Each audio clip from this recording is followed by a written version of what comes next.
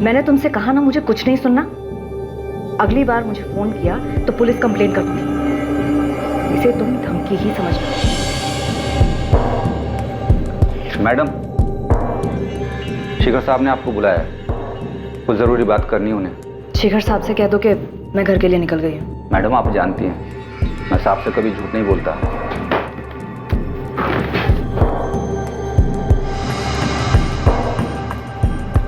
अब आपको झूठ बोलने की जरूरत नहीं है।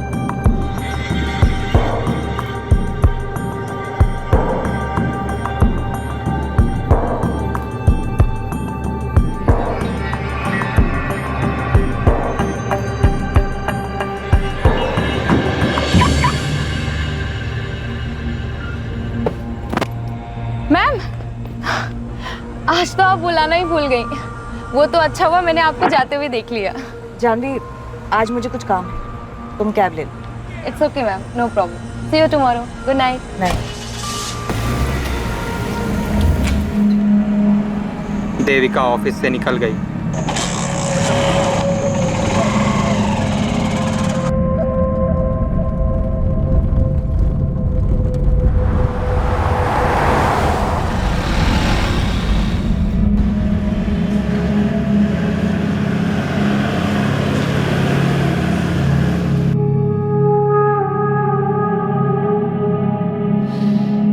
हाँ, वाह क्या खुशबू है देविका।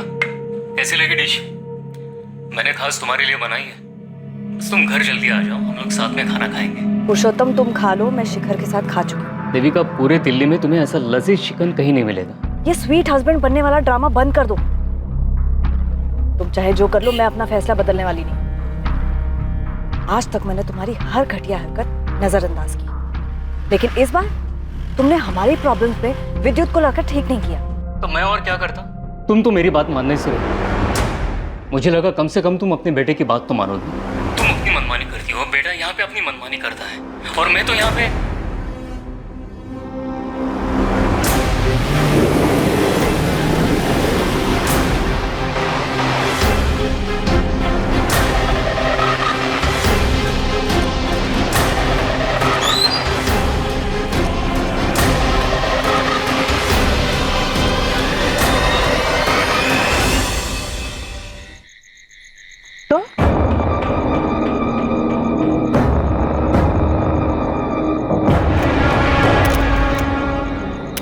हाँ, ठीक से बताओ। मैडम, हम लोग यहाँ से गुजर रहे थे, देखा तो बीच सड़क पे गाड़ी खड़ी थी। पास आकर देखा तो यहाँ पर लाश पड़ी थी। मैडम, लाश देखकर हम लोग डर गए और सीधा आपको कॉल किया। मैडम, हमने तो अपना फर्ज निभा दिया, क्या हम जा सकते हैं? बाबू, छोटू, तुम लोग नहीं जा सकते। शायद आपको तुमसे बात करनी होगी।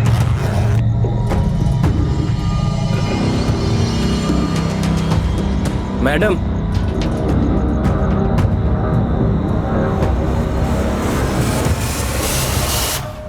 और रिंग गायब है। कपड़ों से और उंगली से लग रहा है कि किसी अच्छे घर की, पर बॉडी पर एक भी ज्वेलरी नहीं। ज्वेलरी उतारी गई। पर्स मिला है लेकिन कैश भी गायब है। लेकिन आईडी कार्ड मिला है। विक्टिम का नाम देविका शर्मा है, और बिजनेस कार्ड भी मिला है। शिखर कंस्ट्रक्शन पे मैनेजर थी। मोबाइल मिसिंग है, तो चोरी का मामला लग रहा है। शिखर कंस्ट्रक्शन में फोन करके इनके घर वालों को इन्फॉर्म कर दो। ये वीरान जगह बहुत सोच समझ के चुनी गई। लुटेरा पहले से घात लगाए बैठा हो। तो लाश गाड़ी से इतनी दूर, हो सकता है ये बाहर निकलकर 4-5 कदम आगे आई हो। लुटेरे ने किसी बहाने से देविका की गाड़ी को रोका हो। जैसे ही देविका कार से उतरकर बाहर आई हो, लुटेरे ने अटैक किया हो। गहने छीनने की कोशिश की हो। इसी छीना झपटी में लुटेरे ने गुस्से में चाकू चला। बॉडी से सारे गहने उतारे गए, पर्स से पैसे निकाले गए, और मोबाइल में से। लेकिन गाड़ी में लैपटॉप है सर। लुटेरे लैपटॉप क्यों छोड़ेंगे? लैपटॉप की कीमत तो मोबाइल से ज्यादा मिलती।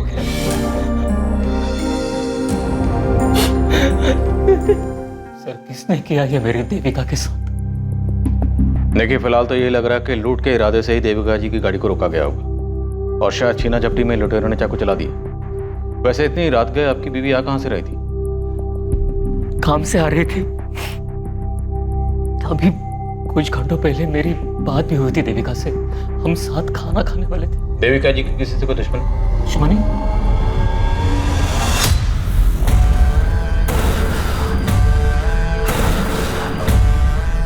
शिखर सर, देविका नहीं रही, छोड़ के चली गई वो।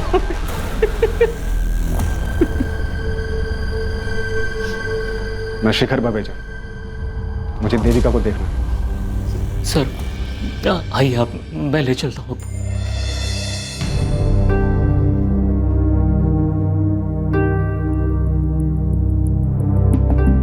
शिखर बवेजा मतलब शिखर कंस्ट्रक्शन के मालिक, राइट? जी सर, मेरी मम्मी के बॉस। बॉस होते हुए रातों रात दौड़े चले आए। काफी मानते होंगे देविका को। शिखर बवेजा बहुत बड़े आदमी है सर, और बड़े लोग सिर्फ अपने आप को मानते, जो मन में आया करते।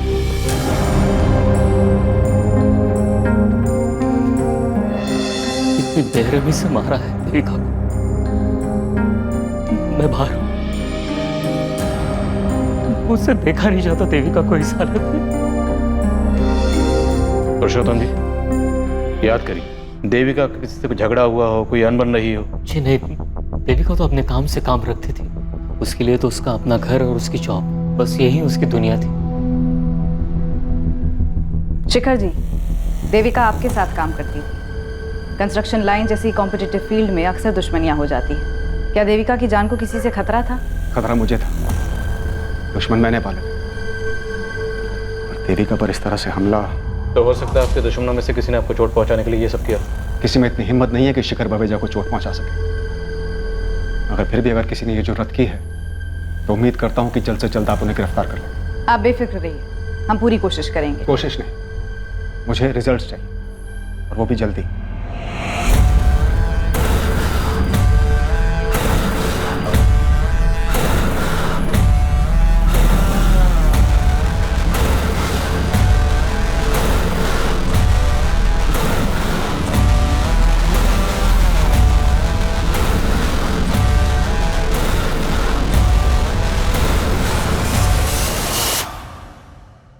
भाटिया, बात हम तक तो नहीं आएगी ना? नहीं सर, कोई मुंह नहीं खोलेगा। जिसने देविका का भरोसा तोड़कर हमसे हाथ मिला लिया, उस पर इतना भरोसा करना ठीक नहीं। उसे को संभल कर।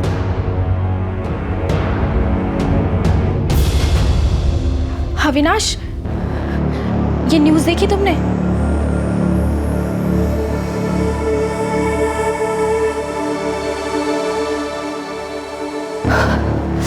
रोहित, ये तुम्हारा टिफिन। आज लौटने में थोड़ी देर हो जाएगी। ऑफिस के बाद लॉयर से मिलने जाना है। वो शिखर बवेजा के खिलाफ जो केस है वो। शिखर बवेजा के बजाय सिर्फ पापा भी तो कह सकती हो। मुझे पता है तुम नहीं मानोगी, लेकिन फिर से कह रहा हूँ, केस वापस ले लो। घर के झगड़े घर में सुलझाए जा सकते हैं, इसके लिए कोर्ट जाने की क्या जरूरत है? रोहित, मुझे देर हो रही है।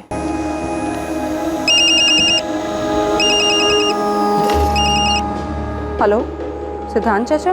प्रगति बेटा, अब तुम्हारी माँ अपने घर जा सकती है। रास्ते कांटा हट चुका है। मतलब? देविका नहीं रही। ये क्या बोल रहे हैं आप? अब बुरे का अंजाम आखिरकार बुरा ही होता है। बहुत भयानक मौत मरी देविका। अच्छा, जाके सावित्री भाभी से बात करो कि उनकी प्रार्थना सफल हो गई। माँ से? जी जी चाचा।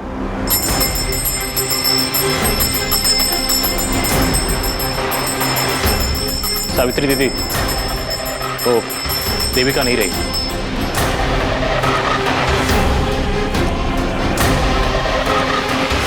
शिखर कंस्ट्रक्शंस की मैनेजर देविका शर्मा की हत्या पर लोगों की अलग अलग प्रतिक्रियाएं थी। कुछ लोग वाकई देविका की मौत से दुखी थे और कुछ लोगों को राहत महसूस हुई थी। देविका शर्मा की जिंदगी के कई पहलू अभी सामने आने बाकी थे। उसके निजी और व्यावसायिक रिश्ते, उन रिश्तों के समीकरण, उनकी पेचीदगियां, इन सब से गुजरने के बाद ही इस बात का जवाब मिलने वाला था कि आखिर देविका शर्मा को किसने और क्यों मारा। इसलिए आपको कोई रेजिस्टेंस मार्क नहीं मिली? जी, वार काफी ब्रूटल था। चाकू को पेट में घुसा के घुमाया गया था। किसी पेशेवर का काम नहीं। मुमकिन है सुपारी दी गई हो और हमलावर का इरादा जान से मारने का ही रहा होगा। कि अगर चोरी का इरादा होता तो लैपटॉप क्यों छोड़ते? जो गहने लूटे गए वो काफी कीमती थे। देविका के पति पुरुषोत्तम ने बताया कि गहने 1-1.5 लाख के थे। और कैश कितना था? कैश तो 2-3 हज़ार से ज्यादा नहीं रखती थी, लेकिन मोबाइल 80 हज़ार का था। IMEI ट्रैकिंग पर डालने के लिए बोल दिया है। उस एरिया के जितने भी हिस्ट्री शीटर्स हैं सबको राउंड ऑफ करो। जैन सर। जी सर। यस सर, मैं अपडेट करता रहूंगा सर। Thank you. कमिश्नर साहब, ये शेखर बवेजा हम पर प्रेशर डलवाना चाह रहा है। सर, देविका के पति पुरुषोत्तम से ज्यादा तो इसका बॉस शिखर बावेजा उछल रहा है। विद्युत बेटा जल्दी करो, तुम्हें कॉलेज छोड़ के मुझे मीटिंग के लिए पहुंचना है। शिखर अंकल वेट कर रहे होंगे मेरा। चाबी कहाँ रख दी मैंने? मम्मी, चाबी। आप भी ना दिन पे दिन भुलक्कड़ होती है। वैसे मेरे पास एक आइडिया है। क्या? आप ना मुझे एक बाइक दिला दो, फिर ना मेरी वजह से आपको देर होगी और ना शेखर अंकल को आपकी वजह से।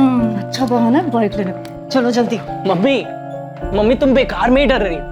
मैं तो कभी 60 की स्पीड भी क्रॉस नहीं करता और सारे ट्रैफिक रूल्स भी फॉलो करता हूँ। और ये मत सोचना किसी लड़की को इंप्रेस करने के लिए बाइक मांग रहा हूँ। अच्छा तो फिर बाइक लेने का फायदा ही क्या? ये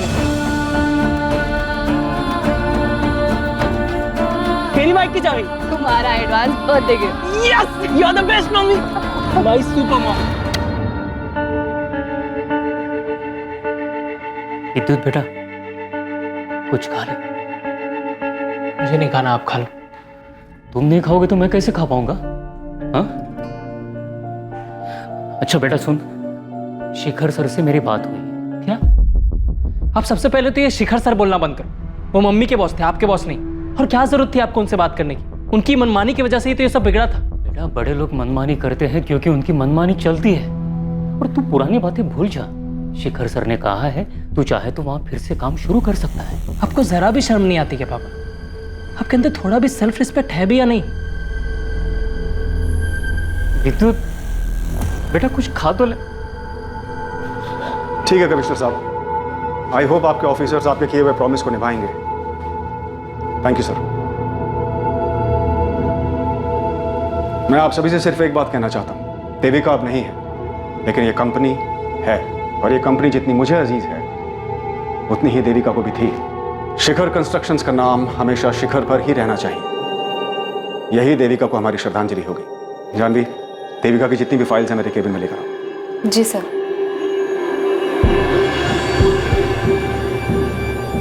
देविका, तुम शिखर कंस्ट्रक्शन में पिछले 8 महीने से काम कर रही हो। तुम्हारा पेपर वर्क, तुम्हारा क्लाइंट कोऑर्डिनेशन कमाल का है। मैं और शेखर भैया तुम्हारे काम से बहुत खुश हैं। लेकिन मेरी मानो तो तुम डेस्क जॉब को ही कंटिन्यू रखो, क्योंकि लैंड डीलिंग और कंस्ट्रक्शन का काम तुम्हें सूट नहीं करेगा। सिद्धांत बिल्कुल ठीक कह रहा है, और वैसे भी तुम्हारा बेटा विद्युत अभी छोटा है और घर और काम को एक साथ एडजस्ट कर पाना आसान नहीं है। इसलिए जितनी तुम्हारी कैपेसिटी है उतना ही काम हाथ में लो। सर, मेरी कैपेसिटी मुझसे बेहतर और कौन जान सकता है? लेकिन टाइम कैसे मैनेज करोगी देविका? दोनों में से एक के साथ कॉम्प्रोमाइज होगा, और मुझे डर है कहीं वो मेरा बिजनेस ना हो। सर, ऐसा नहीं होगा। आप दोनों की तरह शिखर कंस्ट्रक्शंस को शिखर तक पहुंचाना अब मेरा भी सपना है।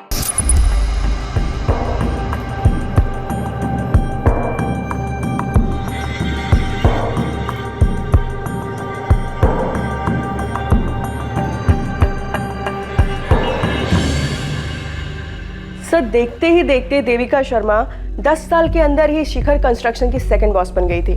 देविका शर्मा का डिसीजन मतलब फुल एंड फाइनल। उस पर फिर शिखर बावेजा भी कोई सवाल नहीं उठाता था। ये शिखर कंस्ट्रक्शन शेखर बवेजा और उसके भाई सिद्धांत बवेजा ने मिलकर शुरू किया था। तो अगर देविका सेकंड बॉस थी, सिद्धांत क्या था? सर, सिद्धांत की स्टोरी में ट्रेजेडी ही ट्रेजेडी है। इनफैक्ट सिद्धांत ने ही देविका को जॉब पर लगवाया था, लेकिन देखते ही देखते देविका इतनी आगे बढ़ गई कि शिखर अपने सगे भाई से ज्यादा देविका पे भरोसा करने लगा था। देविका, जवाब दो, कितने रुपए खिलाए तुमने टेंडर प्राइस जानने के लिए? सीधे से कहिए ना, रिश्वत दी। सिंपल। इसका मतलब तुम मानती हो कि तुमने रिश्वत दी? जी, दी। शिखर भैया, क्या रिश्वत आपके कहने पर दी गई? सिद्धांत, तू मेरा भाई है, तेरे को यहाँ काम करना है तो कर, लेकिन देविका के फैसलों पर उंगली मत उठाना। आजकल सिद्धांत गाजियाबाद में छोटा मोटा ब्रोकर है। तो मतलब देविका और शेखर बवेजा के भाई सिद्धांत में खटास तो थी, पर इतने अरसे बाद बदला लेने का लॉजिक बनता नहीं। ये देविका का पति पुरुषोत्तम और बेटा विद्युत, उन पर क्या इन्फॉर्मेशन? 2 दिन दीजिए, पूरी हिस्ट्री निकाल के देती हूँ। जल्दी बता कर। देविका के जाने के बाद क्या हाल है शिखर भाई साहब के? पुलिस तो आएगी, लेकिन तुम्हें घबराने की जरूरत नहीं, मैं सब संभाल लूंगा। ऐसे नहीं चलेगा, मुझे पुलिस को सब कुछ बताना होगा। अविनाश, बेहतर यही होगा कि पहले तुम शिखर सर से बात करो। शिखर सर मेरी बात नहीं सुनेंगे। अपना भाई, अपनी बीवी, अपनी बेटी, उनकी नहीं सुनी, मेरी क्या होगा? तो और क्या रास्ता है?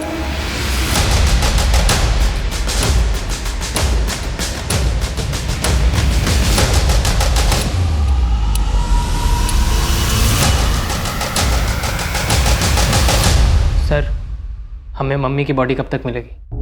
2 दिन में मिल जाएगी। इन तस्वीरों को देखकर ऐसा लगता है कि तुम अपने पापा के बजाय शायद मम्मी के ज्यादा करीब थे। जी सर, इनफैक्ट मैं तो मम्मी को सुपर मॉम कहता था। घर, ऑफिस, मेरी पढ़ाई सब अकेले ही मैनेज कर लेती थी। और देविका को नौकरी भी अच्छी मिल गई थी। शिखर सर बड़े अच्छे इंसान हैं। जब विद्युत छोटा था और कभी बीमार पड़ जाता था तो वो फौरन ही देविका को छुट्टी दे देते ताकि वो विद्युत का ख्याल रख सके। आप भी तो ख्याल रख सकते थे ना पापा। सर, ये देविका की फोटो, यही ज्वेलरीज वो रेगुलर पहनती थी। उस रात भी देविका ने यही नेकलेस और ईयररिंग्स पहने थे। रिंग की फोटो नहीं है? देविका के हाथ से रिंग भी तो गायब थी। वो रिंग देविका को 1 महीने पहले ही शिखर सर ने गिफ्ट दी थी। काफी महंगी थी। काफी दिलदार बॉस लगते हैं शेखर बवेजा जी। विद्युत का इस साल ग्रेजुएशन हो गया तो उन्होंने ट्रेनिंग के लिए उसे फौरन अपनी कंपनी में जॉब दे दी थी, लेकिन इसने पिछले महीने छोड़ दिया। छोड़ क्यों दे? बस सर मेरा मन नहीं लगा। हमारी मम्मी 10 साल से वहाँ काम कर रही थी। वो इतने दिलदार किस्म के बॉस हैं। हमारी मम्मी को महंगे महंगे तोहफे देते थे। कोई एहसान नहीं करते थे। इनफैक्ट मेरी माँ ने उनके ऊपर एहसान किया था। अपनी जान दाव पे लगाकर उनकी जिंदगी बचाई थी। मनोहर, कहाँ हो तुम? पार्किंग से गाड़ी लाने में इतना टाइम लगता है? गेट इट फास्ट, हम वेट कर रहे हैं। शिखर बवेजा उस दिन शिखर से भी ऊपर चले जाते और अपनी मनमानी करने के लिए जिंदा ना रहते अगर मेरी माँ ना होती। तुम बार बार एक लफ्ज का इस्तेमाल कर रहे हो, मनमानी। ऐसी क्या मनमानी की थी शिखर बवेजा ने? बिजनेस के नाम पर, पैसे के दम पर किसी का भी प्लॉट अपने नाम करवा लेना, अपनी बेटी से सिर्फ इसलिए रिश्ता तोड़ देना क्योंकि उसने अपने पसंद के लड़के से शादी कर ली, अपने सगे भाई को बिजनेस से बाहर निकाल देना, अपनी पत्नी और बेटे को घर से निकाल देना। ये सब मनमानी नहीं है तो और क्या है सर? विद्युत बेटा, ये शिखर सर का पर्सनल मामला है।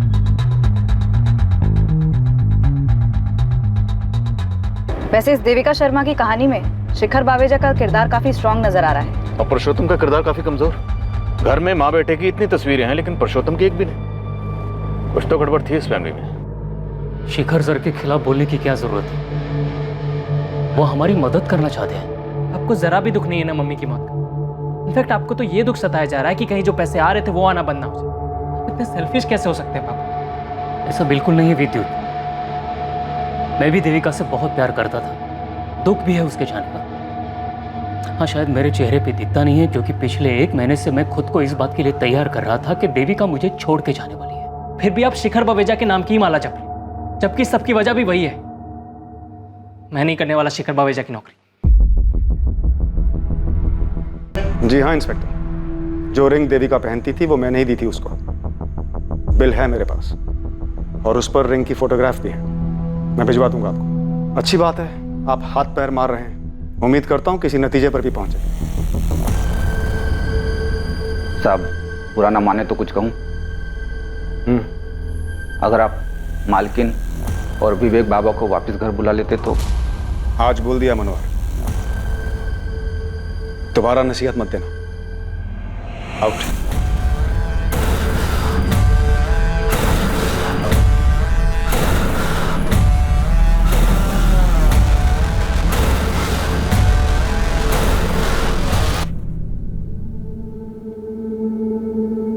शिखर, अब तो बता दो कि सरप्राइज क्या है। लाल बाग वाली जमीन हमें मिल गई है। Oh my God, Mir Chandani को तो अटैक आ जाएगा। देविका, आज बिजनेस की बात। चीयर्स। चीयर्स। तुम्हारी तबीयत तो ठीक है ना? Good music, good mood. Please बता दो बात क्या है। खोलो इसे।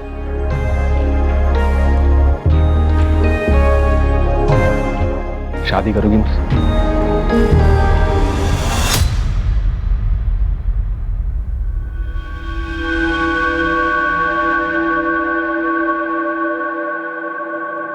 $20,000 मिलेंगे इसके। क्या? 2 लाख के माल? मेरा मतलब है गहनों पर सिर्फ 20,000 रुपए। कुछ ठीक ठाक लगाओ ना। वो क्या है ना, मेरी माँ बीमार है इसलिए बेच रही हूँ।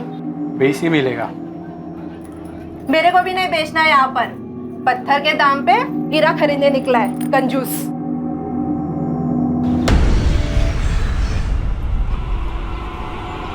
बाबू तू है क्या? मैंने बोला था ना तुझे, ये गहने तेरे पहनने के लिए है, बेचने के लिए नहीं। ऐसे गहने पहन के निकलूंगी तो लोग पूछेंगे नहीं क्या मुझे, इसलिए ना इसको बेचने में ही फायदा है। और वैसे भी ये लूट के गहने हैं, समझा? चुप कर पगली, मरवाएगी क्या? और वैसे भी दिल्ली में सिर्फ दीवारों के नहीं, हवाओं के भी कान होते हैं।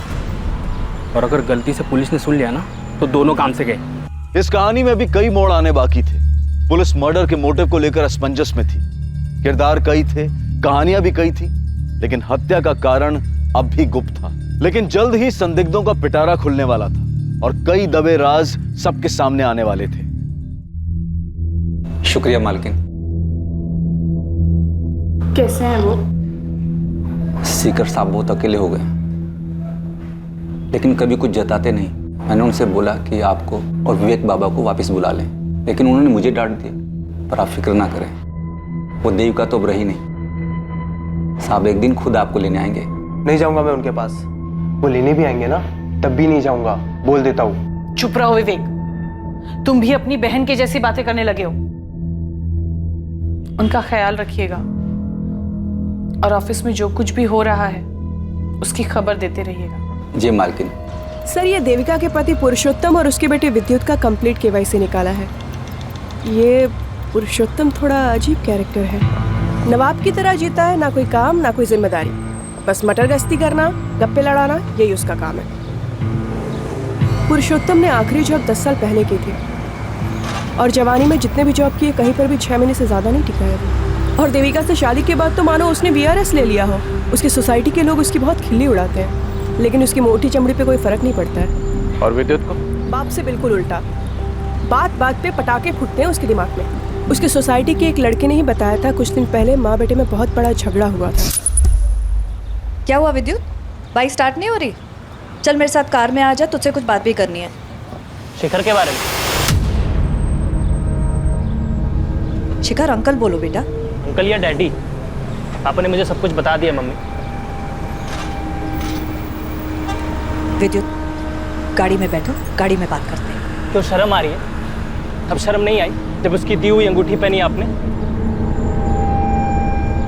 मैं आपको अपनी सुपर मॉम मानता था, अपने अपने बॉस के साथ। बकवास बंद करो, अभी तुम छोटे हो, ये नहीं समझोगे। लेकिन आप एक बात अच्छे से समझ लो मम्मी, आपको उस आदमी या मेरे में से किसी एक को चुनना होगा, क्योंकि मैं नहीं देख सकता आपको उसके साथ। और अगर ऐसा हुआ ना तो मैं कुछ कर बैठूंगा, या तो मैं अपने आप को मार दूंगा, या फिर उस शिखर को, या फिर आपको। विद्युत ने हमें बताया था कि शिखर विवेजा ने अपने बीवी बच्चों को घर से निकाल दिया था। आप एक बार मेरी बात तो सुन लीजिए। मुझे तुम्हारी कोई बात नहीं सुननी, तुम्हारी शक्ल तक नहीं देखनी। तुम जाओ यहाँ से। चलो माँ, हम चलते हैं। हाँ जाओ, सब जाओ, मुझे कोई फर्क नहीं पड़ता है। Get lost। तो मतलब देविका और शिखर विवेजा के बीच में गहरा रिश्ता था, दोनों सीरियस थे। हो सकता है यही देविका के कत्ल की वजह बनी है। देखिए, आपको कोई गलतफहमी हुई। मेरे पति ने मुझे घर से नहीं निकाला है। वो मुझे थोड़ी अस्थमा की प्रॉब्लम है, इसलिए हवा पानी बदलने मैं अपने बेटे के साथ अपने भाई के यहाँ आई। अब भी वक्त है, जो भी वो बता दीजिए, वरना हम सब तक पहुँच ही जाएंगे। मम्मी ने आपसे जो कहा वही सही है। उसकी तबीयत ठीक नहीं, इसलिए हम मामा जी के घर आए। नहीं मैडम, जीजा जी और दीदी में कोई प्रॉब्लम नहीं। हाँ प्रॉब्लम थी, पर इतनी भी बड़ी प्रॉब्लम नहीं थी जो कभी ठीक नहीं हो सकती। प्रगति, पुलिस स्टेशन आ सकती हो? लेकिन आपकी माँ और भाई ये दोनों तो कह रहे हैं कि कोई प्रॉब्लम नहीं। झूठ बोल रहे हैं सब। मेरी माँ, मेरे मामा जी और कुछ हद तक मेरा भाई विवेक भी, सब डरते हैं शिखर बावेजा से। शिखर बावेजा? आप नहीं डरती अपने पापा से? नहीं, मैं किससे नहीं डरती, लेकिन मेरी माँ डरती है, मेरे बाप से, समाज से, उसके आने वाले कल से। तभी तो ये बात कबूल नहीं कर पा रही कि मेरे बाप ने उसको धक्के मार के उसके घर से बाहर निकाल दिया। लेकिन देविका तो अब कभी लौट नहीं पाएगी, और देखा जाए तो देविका की मौत से तुम्हें और तुम्हारी माँ को सबसे ज्यादा फायदा हुआ है। तुम्हारी माँ वापस अपने घर जा सकती है। मेरी माँ इस बात का इंतजार कर रही है कि कब शिखर बावेजा खुद उसको उस घर में वापस ले जाने आएंगे, लेकिन मुझे पता है कि वो ऐसा कुछ नहीं करने वाले। और मेरी माँ तो खुद कुछ करना नहीं चाहती। और जहाँ तक रही मेरी बात, मुझे सिर्फ उस पुश्तैनी घर से लेना देना है जहाँ से उसने मेरी माँ को धक्के मार के निकाल दिया उस देविका की वजह से, जिस पे मेरी माँ का हक है। इसलिए मैंने केस भी किया है। इसके अलावा मुझे शिखर बावेजा से कोई मतलब नहीं। तो आप अपनी और अपने परिवार की परेशानियों के लिए किसे जिम्मेदार मानती हैं? अपने पापा शिखर बावेजा को या देविका शर्मा को? अपनी माँ को। ये मेरी एम्प्लॉय है जानवी। उस रात के बारे में आपको कुछ बताना चाहती है। मैम, देविका मैम अक्सर मुझे अपनी कार में लिफ्ट दिया करती थी, लेकिन उस रात अचानक से उन्होंने मुझे कैब लेने के लिए कहा। जानवी, आज मुझे कुछ काम है, तुम कैब ले लो। It's okay ma'am, no problem. और जब वो अपनी कार लेकर बाहर निकली तब मैं वहीं पर खड़ी थी और मैंने देखा कि जैसे ही वो अपनी कार लेकर निकली, उनकी कार के पीछे पीछे एक बाइक भी गई जो अविनाश की थी। कौन है अविनाश? अविनाश हमारी कंपनी में एक एम्प्लॉय था। कुछ दिनों पहले नौकरी से निकाला था उसे देविका ने। कंपनी के साथ फ्रॉड किया था उसने। अविनाश, ये दूसरा टेंडर है जो मीरचंदानी बिल्डर्स ने हमसे कम दाम पर भरा है। ये इत्तेफाक नहीं हो सकता।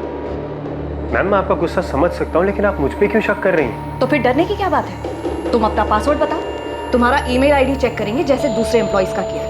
Avinash@123।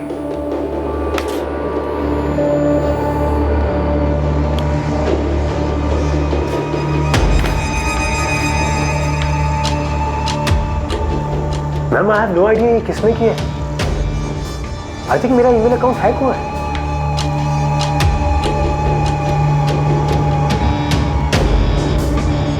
इससे पहले कि मेरा हाथ उठ जाए, आउट ऑफ हियर। मैम, मैं ये नहीं कह रही हूँ कि अविनाश ने ही देविका मैम का मर्डर किया है, लेकिन वो बाइक अविनाश की ही थी और शायद चला भी वही रहा था, लेकिन उसने हेलमेट पहना था इसलिए मैं उसका चेहरा ठीक से देख नहीं पाई। देविका ने मुझे बताया था कि नौकरी से निकाले जाने के बाद भी अविनाश उसे फोन किया करता था। मैंने तुमसे कहा ना मुझे कुछ नहीं सुनना। अगली बार मुझे फोन किया तो पुलिस कंप्लेन कर दूंगी। मुझे इस अविनाश का नंबर और एड्रेस चाहिए। जानवी, यू कैन गो।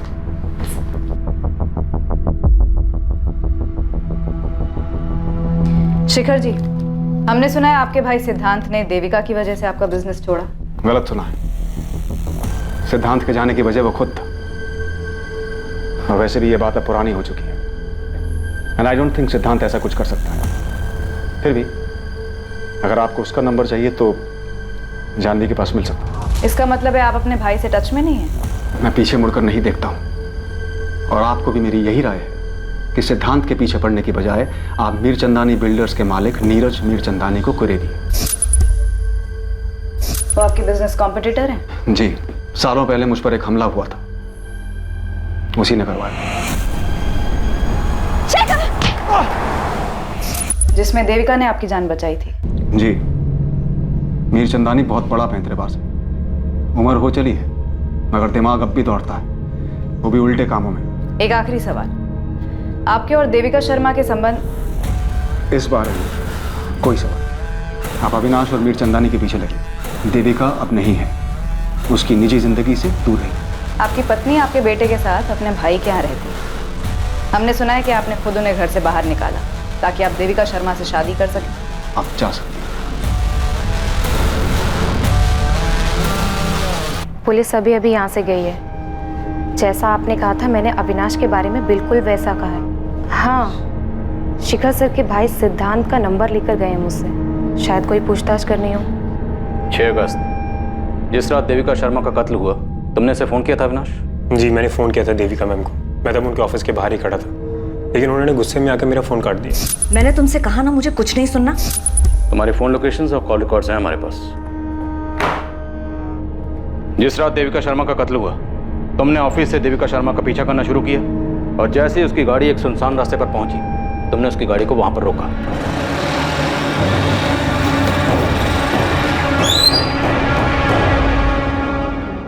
तुम? और फिर वहां तुमने देविका शर्मा का कत्ल किया और थोड़ी दूर ले जाकर उसकी बॉडी को छोड़ दी। जी नहीं, ऐसा कुछ भी नहीं हुआ था सर। मैं सिर्फ देविका मैम को मिलकर उनको कुछ दिखाना चाहता था, लेकिन वो मेरी बात सुनने के लिए राजी नहीं थी, इसीलिए मुझे यह रास्ता अपनाना पड़ा। ऐसी क्या बात थी?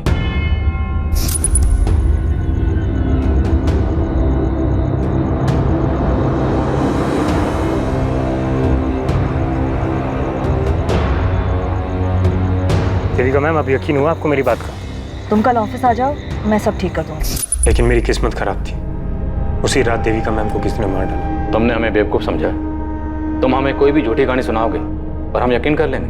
मैं झूठ नहीं बोल रहा हूँ सर, आप मेरा फ़ोन चेक कर लीजिए, उसमें वो वीडियो भी है जो मैंने देविका मैम को दिखाई थी, फॉरवर्ड भी की थी। सिद्धांत, प्रगति, तुम दोनों एक ही बात के पीछे क्यों पड़े हो? जब तक तुम्हारे पापा खुद मुझे नहीं बुलाते मैं नहीं जाऊंगी। और ये बात आप अपनी सेल्फ रिस्पेक्ट बचाने के लिए कह रही हैं या इस डर से कि आपके सडनली लौट जाने से शिखर बावेजा नाराज हो जाए? प्रगति, कितनी बदतमीज हो गई हो तुम। देखा चाचा जी, बात कैसे घुमा दी। भाभी आप बेकार का डर रही, हम सब हैं ना आपके साथ। देविका जा चुकी है माँ, कभी कोई कदम तो खुद से उठाया करो। हेलो, जी हाँ मैं बोल रहा हूँ, ठीक मैं आ रहा हूँ। किसका फोन था चाचा जी? पुलिस ने बुलाया। सर, अविनाश के कॉल रिकॉर्ड और बैकग्राउंड चेक किए, बिल्कुल क्लीन है। शिखर कंस्ट्रक्शन से फोन आया था, जानवी बिना बताए ऑफिस से चली गई और फोन भी बंद है। मतलब अविनाश की बात सही निकली? जानवी का फोन ट्रैकिंग पे डाल दिया है। शिखर बावेजा के भाई सिद्धांत बावेजा, उसको भी यहाँ बुला लिया है। ये जानवी बड़ी चालाक निकली, बड़ी चालाकी से इसने देविका का विश्वास जीता और फिर देविका को अविनाश के खिलाफ भड़काया। हमारे सामने भी अविनाश का नाम यही लेकर आई थी। हो सकता है ये शिखर बावेजा को बेवकूफ बना रही और ये सब इसने किया मीर चंदानी के कहने पर। तुम मीर चंदानी से मिलो, मैं शिखर बावेजा के भाई सिद्धांत से बात करता हूँ।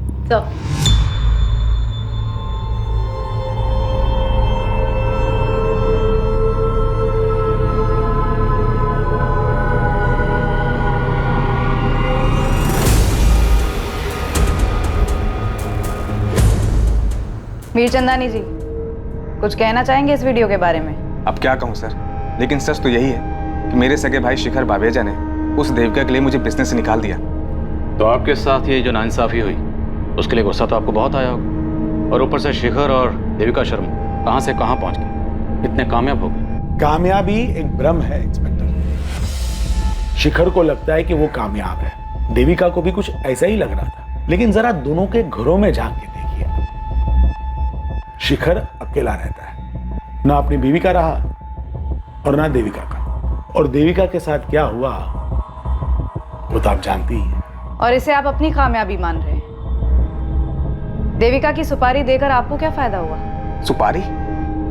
मैंने रिश्वत देने के नाम पे कंपनी छोड़ दी और आप सुपारी देने की बात कर रहे हैं? मैं उसूलों वाला आदमी हूँ सर। बिजनेस में उसूल तो आप मानते नहीं। जानवी का इस्तेमाल किया। मेरे बारे में कई सारी अफवाहें फैली हैं मार्केट में, लेकिन ये मर्डर करवाना मेरा तरीका नहीं है। मैं खिलाने पिलाने में यकीन रखता हूँ। देखिए, जानवी ने जो किया अपनी मर्जी से किया और उसकी बराबर कीमत मिलती रही उसे। और जानवी की मदद से नए कॉन्ट्रैक्ट पाने में हम हमेशा शिखर से आगे रहे हैं। तो देविका को मरवा के मुझे क्या फायदा होगा? सर, देविका के मरने से मुझे कोई फायदा नहीं, और वैसे भी मैं भैया के साथ बिजनेस करना चाहता ही नहीं हूँ। मैं तो बस इतना ही चाहता हूँ कि सावित्री भाभी और विवेक वो अपने घर वापस चले जाएं और शिखर भैया प्रगति को फिर से अपना ले। जब से उसने लव मैरिज किया है तब से भैया ने सारे रिश्ते उसके साथ तोड़ दिए। तो आपको क्या लगता है देविका शर्मा के मरने से सबसे ज्यादा फायदा किसे हुआ होगा? शिखर बावेजा को। देविका उससे रिश्ता तोड़ना चाह रही होगी और शिखर ने उसके लिए अपने परिवार को घर से बाहर निकाल दिया। शिखर एक बहुत ही इगोइस्टिक इंसान है, उसे मंजूर नहीं कि कोई उसे ना कहे और इसीलिए उसने देविका को मरवा दिया। शायद देविका का पति पुरुषोत्तम, अगर शिखर भैया और देविका ने शादी कर ली होती तो सबसे ज्यादा नुकसान पुरुषोत्तम को होता, क्योंकि वही है जो अपनी बीवी की कमाई पे सालों से पल रहा था। सब अपनी कहानी अपनी सोच बयां कर रहे थे, सच की राह में झूठ की धूल उड़ा रहे थे ताकि सभी अपना सच ढक सके। लेकिन देविका शर्मा के मर्डर का सच सामने आने वाला था। लालच की वजह से हुई एक चूक इस केस का रुख बदलने वाली थी। 50,000 गिनने में कितना टाइम लगता है? जल्दी करो ना, माँ बीमार है मेरी। अरे कहाँ लेकर जा रहे हो? मैंने कुछ नहीं किया है।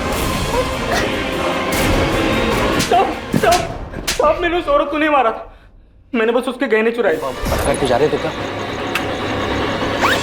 पर्स में मोबाइल और पैसे थे, वो छोटू ने रख लिए और अपने गांव बेगूसराय चला गया। मैंने गहने लिए, सोचा कि अपनी बीवी रमा को दे दूंगा। गहने पैसे सब कुछ लेकर गए।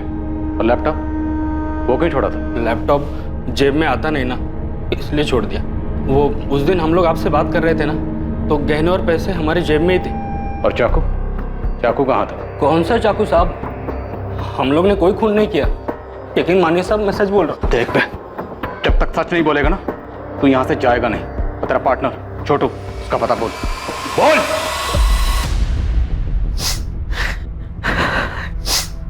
तुम बार बार यहाँ क्यों आते हो? और कहाँ जो शिखर शर्मा है। मैंने विद्युत को बहुत मनाया लेकिन वो यहाँ काम करना ही नहीं चाहता है। अब पता नहीं कैसे गुजर रहा होगा हमारा। हाँ ठीक है, मैं हर महीने कुछ ना कुछ भिजवा दूंगा, लेकिन दोबारा यहाँ मत आना। आपका बहुत बहुत धन्यवाद शिखर सर। समझ में नहीं आता कि तुम्हारे जैसे बगैर रीढ़ की हड्डी वाले आदमी को देविका कैसे मिल गई।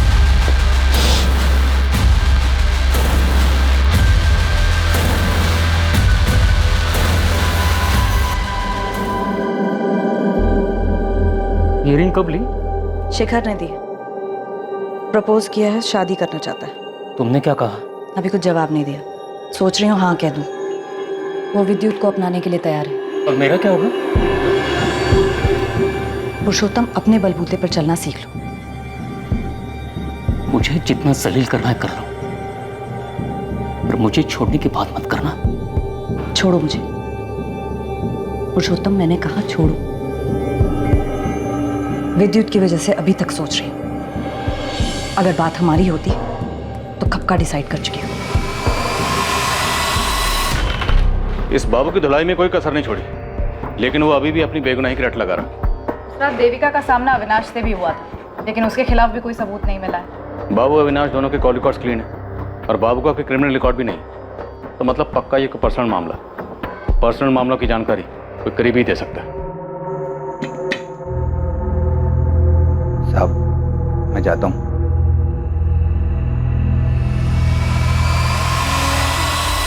तुम फिक्र मत करो, मैं विद्युत से बात करूँ, मान जाएगा। वो कह चुका है कि अगर मैंने तुमसे शादी की तो वो कुछ कर बैठेगा। नादान है विद्युत, ऐसा कुछ नहीं करेगा। मेरी कुछ समझ नहीं आ रहा है, लेकिन एक बात तो तय है,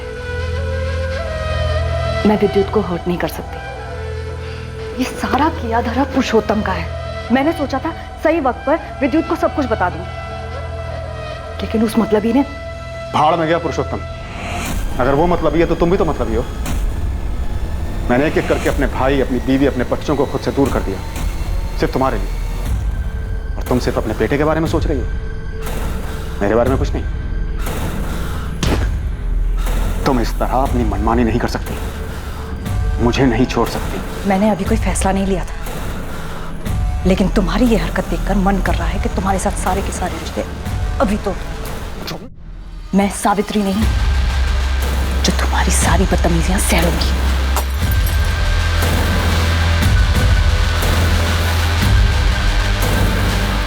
सर ये बाबू जिसे आपने पकड़ा है, क्या इसने मारा है मेरी मम्मी को?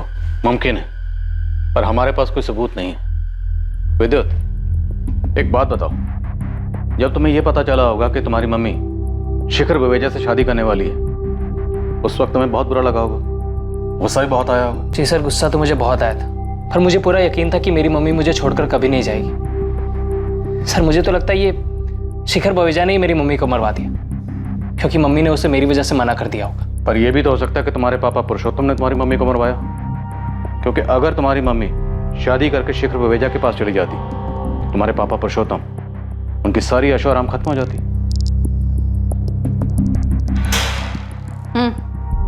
चल बाबू, तेरी छुट्टी। सच में मैडम, वो खूनी मिल गया आपको? हाँ मिल गया, तू जा। वैसे मैडम किसने किया खून? हेलो जी सर, ठीक है मैं अभी आता हूँ। लेकिन खून किया किसने? जी जी पापा भी यहीं हैं, उनको भी लेके आता हूँ। ये सब क्या है इंस्पेक्टर? आपने मेरा टाइम वेस्ट करने के लिए मुझे यहाँ पर? सर मेरी मम्मी को किसने मारा है?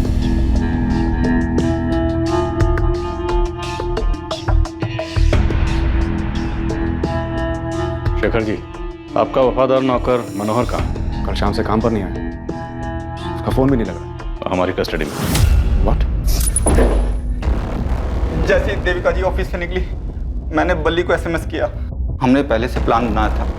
देविका जी के घर के रास्ते पर एक सुनसान जगह पड़ती है, वहाँ बल्ली पहले से ही घात लगाए बैठा था। हाँ बल्ली भाई, काम हुआ? जब मुर्गी आई ही नहीं तो हलाल क्या करूंगा? क्या? ये कैसे हो सकता है? तूने बोला था कि 15 मिनट लगेंगे, आधे घंटे से यहीं खड़ा हूं मैं।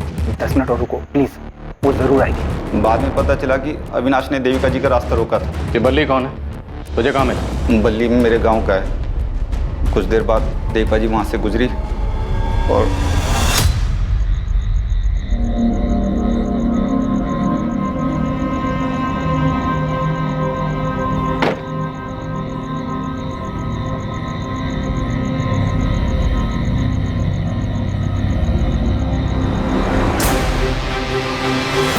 किसके कहने पर किया ये सब? मालकिन को उनका घर मिल जाए इसलिए कि हमने ये। सावित्री के कहने पर? नहीं साहब। तो किसके कहने पर? प्रगति, तुम्हें लगता था कि देविका के चले जाने से तुम्हारी माँ को उनका घर, उनका पति वापस मिल जाएगा, इसलिए सब किया? हाँ, और ऐसा हो भी जाता अगर आप लोग बीच में ना आते थे। आप लोगों से कोई शिकायत नहीं है मुझे। आप लोग तो अपनी ड्यूटी कर रहे थे, कोई मनमानी नहीं, जैसे शिखर बावेजा ने की मुझ पे, मेरी माँ और मेरे भाई पे। जब मैंने अपने पसंद के लड़के से शादी करनी चाहिए तो उसने मुझसे सारे रिश्ते तोड़ दिए, लेकिन जब देविका से रिश्ता जोड़ना था तो मेरे भाई और मेरी माँ को घर से निकाल दिया। मुझसे ये बर्दाश्त नहीं। और तुमने मनोहर के जरिए देविका को मरवाने की सुपारी दी। और क्या करती मैं? जिंदगी भर अपनी माँ को रोते हुए उदास देखती। और तुमने मनमानी करने की सोची? चाहे जितना ही मना करूं, पर हूं तो शिखर बावेजा की बेटी ही ना। शायद मनमानी खून में दौड़ती है। शेखर बवेजा ने तुम्हारे साथ, तुम्हारे भाई के साथ, तुम्हारी माँ के साथ ज्यादती की, पर देविका का कत्ल करके तुम कातिल बन गई। अपनी तो जिंदगी बर्बाद की ही की, साथ में मनोहर की जिंदगी भी बर्बाद कर दी। एक बार मुझसे तो कहा होता हम मिलके तुम्हारे माँ और भाई को संभाल ले। गलती मेरी है, मैंने ही इसकी बात नहीं मानी। हिम्मत करके मुझे शिखर को छोड़ देना चाहिए था। शायद अपने दुख के आगे मैं ये समझ ही नहीं पाई कि मेरे दुख का मेरे बच्चों पे क्या असर पड़ रहा है। मुझे माफ कर दे प्रगति।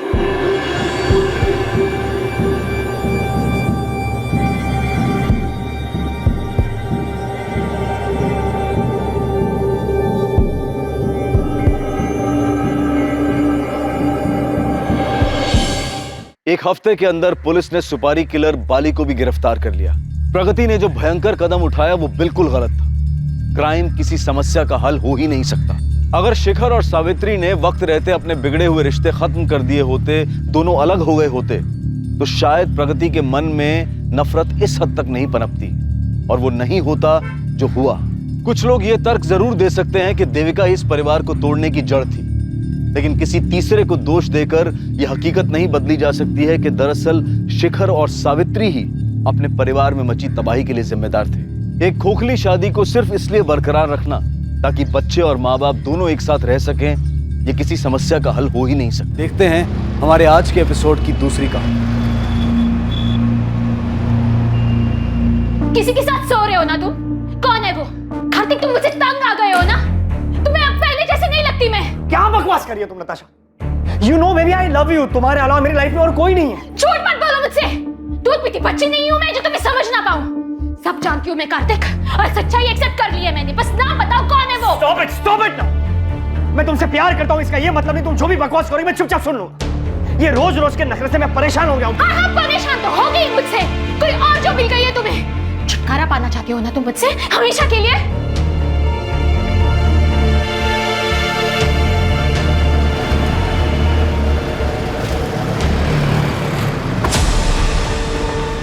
अरे कार्तिक सुन।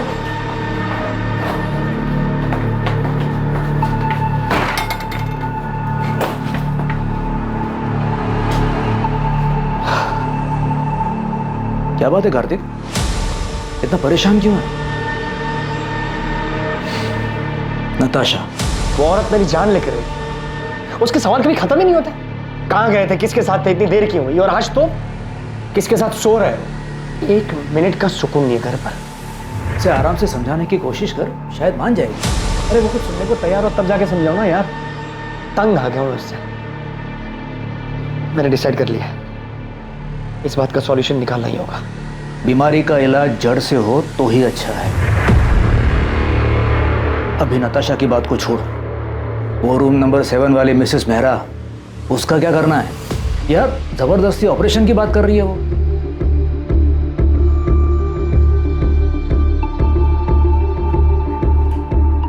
क्या हुआ? आप बहुत डिस्टर्ब लग रहे हैं। इसमें कौन सी नई बात है? फिर से झगड़ा हुआ क्या? हाँ, मेरी जिंदगी में एक ही तो परेशानी है। उसे हम पर शक है क्या?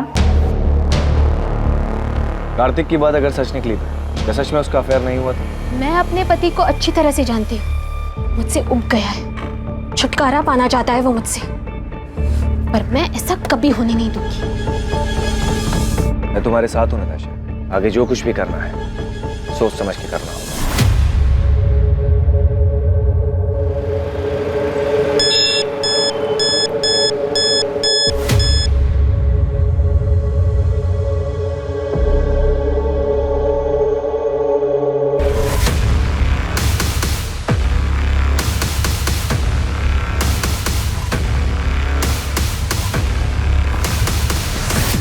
ये रहा तुम्हारी चीटिंग का सबूत। अब क्या कहना है तुम्हें? ये तुम्हें कहां से मिला? झूठ है ये। अब तो झूठ बोलना बंद करो कार्तिक। यकीन करो मेरा नताशा, ये नकली तस्वीरें हैं, मॉर्फ की हुई तस्वीरें। किसी ने तुम्हें बहकाने के लिए भेजी, ट्रस्ट मी। तुम मुझे बेवकूफ बना रहे थे कार्तिक। अब तुम देखना तुम कैसे बर्बाद करती हो। अब धमकी दे रही हो तुम मुझे? तुम्हें जो समझना है तुम समझ लो। तुम भी सुन लो, मैं ऐसा होने नहीं दूंगा।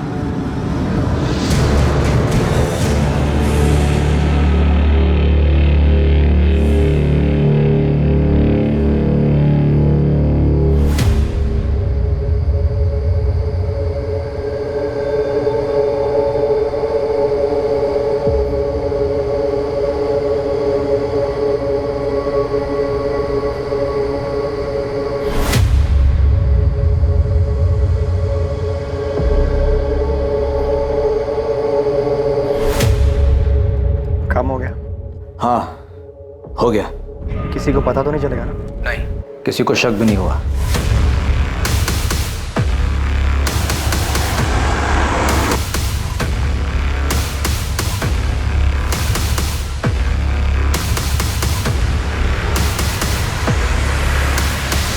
इंसान फितरत से ही पेचीदा होता है और इसकी जटिलता तब और बढ़ जाती है जब वो किसी रिश्ते में हो। भरोसे का टूट जाना और आपसी समझदारी की कमी, किसी भी रिश्ते के बिगड़ने के पीछे अक्सर ये वजहें अहम होती हैं। और जब ऐसा होता है तब रिश्तों में आक्रोश पनपता है और पता ही नहीं चलता कब दिलों में खींच पैदा हो जाती है।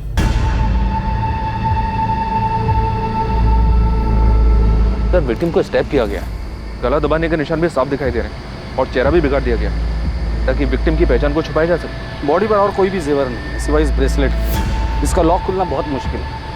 मुझे लगता है कातिल जल्दबाजी में इसे छोड़कर भाग गया। इस मर्डर का मकसद तो लूटपाट ही दिखाई दे रहा है। ये देखिए सर, बॉडी को पोस्टमार्टम के लिए भेज दो और मर्डर केस फाइल कर दो। सर, मैं पास की सोसाइटी में रहता हूँ। मैं बालकनी पे खड़ा था, मैंने देखा कि एक वाइट कलर की वोजन 800 कार जो है झाड़ियों के पास रुकी। उसमें से 2 आदमी उतरे और दोनों ने मिलकर एक बंडल को जो है नीचे फेंका। कौन थे वो दोनों? पहले कभी देखा उनको? रात बहुत थी, ऐसे भी ये जगह मेरी बालकनी से बहुत दूर है, मैं देख नहीं पाया। और कुछ देखा था? कार का नंबर या और कुछ? उनकी कार के पीछे राइट साइड के कॉर्नर में कुछ था। डिजाइन तो समझ नहीं आया, लेकिन कुछ रेडियम सा चमक रहा था, स्टिकर या समथिंग। कुछ और याद आ जाए तो हमें बता देना। चाहिए? जी सर। प्रधान, सबसे पहले हमें विक्टिम की आइडेंटिटी का पता लगाना है। सभी पुलिस स्टेशन में मिसिंग कंप्लेंट चेक करो। विक्टिम की डिटेल्स, कपड़े और वो ब्रेसलेट न्यूज़पेपर और सोशल मीडिया पे डाल दो। वोजोन 800 कार का पता लगाने के लिए भी सब्जियों को काम पे लगाते थे। अगर कातिल तक पहुंचना है तो हमारे पास ये सिर्फ व्हाइट कलर की हचबैक कार है।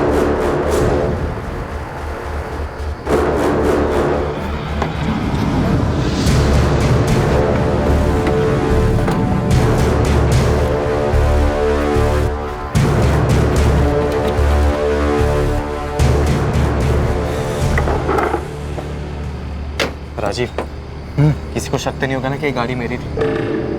तो टेंशन मत ले। अगर हम शांत रहेंगे ना तो किसी को कुछ नहीं पता चलेगा, समझा? और ये गहने का क्या करना है? तू रख। इस काम का इनाम समझो। बस ध्यान रखना कि इन्हें अभी बेचने की कोशिश भी मत करना।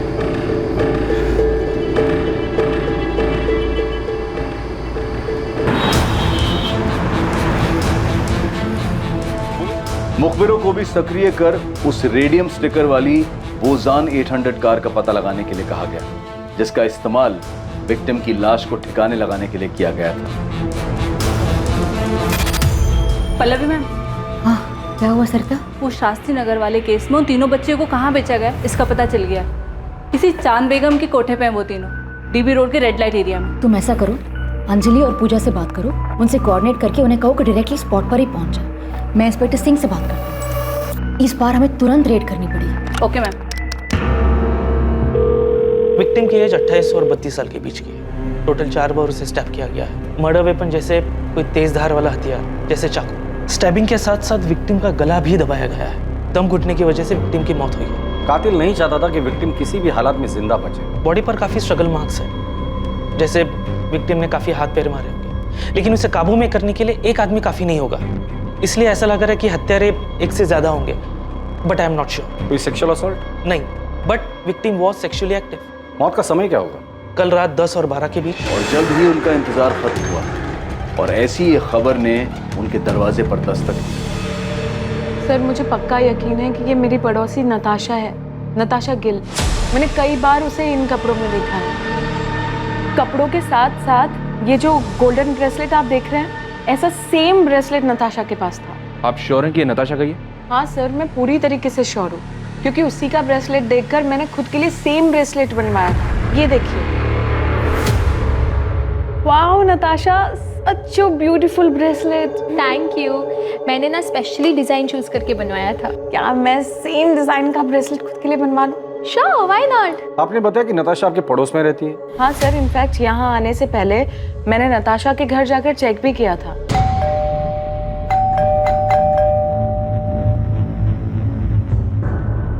उसके बाद मैंने नताशा और उसके पति कार्तिक को फोन भी ट्राई किया, पर दोनों का नंबर स्विच ऑफ आ रहा था। ये सब देखकर मुझे लगा कि कुछ ना कुछ तो गड़बड़ है, इसलिए मैं सीधा यहाँ पर आ गई। आप मुझे कार्तिक और नताशा का नंबर लिख के दीजिए। वैसे ये दोनों काम क्या करते हैं? सर, कार्तिक डॉक्टर है और उसका खुद का नर्सिंग होम भी है, fit and care nursing home, जो जीवन चौक पर है। और नताशा टीचर है, स्कूल में हायर क्लासेस को पढ़ाती है। नताशा और कार्तिक के बीच रिलेशन कैसा था? देखने से तो सब ठीक ही लगता था सर, पर कभी कभी नताशा की बातों से ऐसा लगता था कि वो अपने हस्बैंड को लेकर बहुत पसेसिव थी। सर, कार्तिक और नताशा दोनों के फोन स्विच ऑफ। कोई और नंबर है? मेरा मतलब है माँ बाप या कोई रिलेटिव? नहीं सर, मेरे पास तो कोई नंबर नहीं है, पर आप उज्ज्वला से पूछ सकते हैं। वो मेरे यहाँ काम करती है और नताशा के यहाँ पर भी वही काम करती है।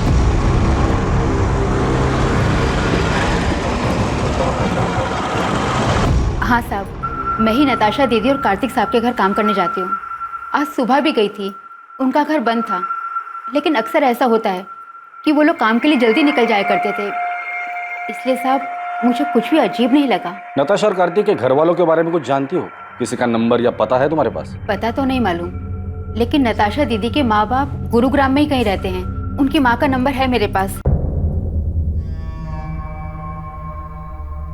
इन दोनों का आपस में रिश्ता कैसे था? पहले तो बहुत अच्छा रिश्ता था, लेकिन पिछले 3 महीने से उन दोनों के बीच में काफी झगड़े हो रहे थे। 10 अगस्त को उनके यहाँ काम करने गई थी? जी। क्या तब लड़ाई झगड़ा कुछ हुआ था? हाँ साहब, उस दिन भी उन दोनों के बीच में काफी झगड़ा हुआ था। ये तुम्हें कहाँ से मिले? झूठ है ये। अब तो झूठ बोलना बंद करो कार्तिक। तुम देखना मैं तुम्हें कैसे बर्बाद करती हूँ अब। नताशा ने? क्यों? वो अफेयर वाले शक को लेकर? हो सकता है साहब। ठीक है उज्ज्वला, तुम जा सकते, जरूरत पड़ेगी तो दोबारा बुला लो। जी साहब। साहब, वो जो लाश है सच में नताशा दीदी की है? देखो, जब तक नताशा के परिवार वाले आके लाश को पहचान नहीं लेते हम कुछ नहीं कह सकते। नताशा के पेरेंट्स से बात हो गई है, वो डेड बॉडी की पहचान करने के लिए हॉस्पिटल आ रहे हैं। लेकिन सर, कार्तिक के बारे में उन्हें भी कोई खबर नहीं है। अगर वो लाश नताशा की है तो बड़ी अजीब बात है। बीवी को मरे 2 दिन हो गए और पति गायब है। या तो कार्तिक भाग गया है या फिर उसके साथ भी कुछ हुआ है। ईशा, तुम्हारा असाइनमेंट कंप्लीट हुआ?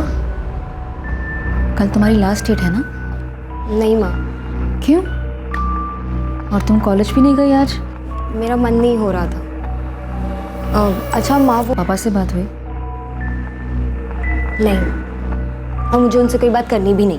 अच्छा ठीक है बैठो, खाना खाओ। वो तुम्हारे पापा हैं, तुम उनसे बात नहीं करोगी तो सब क्या कहेंगे? जिसे जो बोलना है बोलने दो माँ, मुझे कोई फर्क नहीं पड़ता। जो कुछ भी हुआ है उसे अब पीछे छोड़कर आगे तो बढ़ना पड़ेगा ना। ईशा, मैं तुमसे बात कर रही हूँ, फोन साइड में रखो। माँ, आपने ये मैसेज देखा क्या? ये आपकी बेटी नताशा के? नताशा के बाई एड़ी में एक काला निशान है, बचपन से।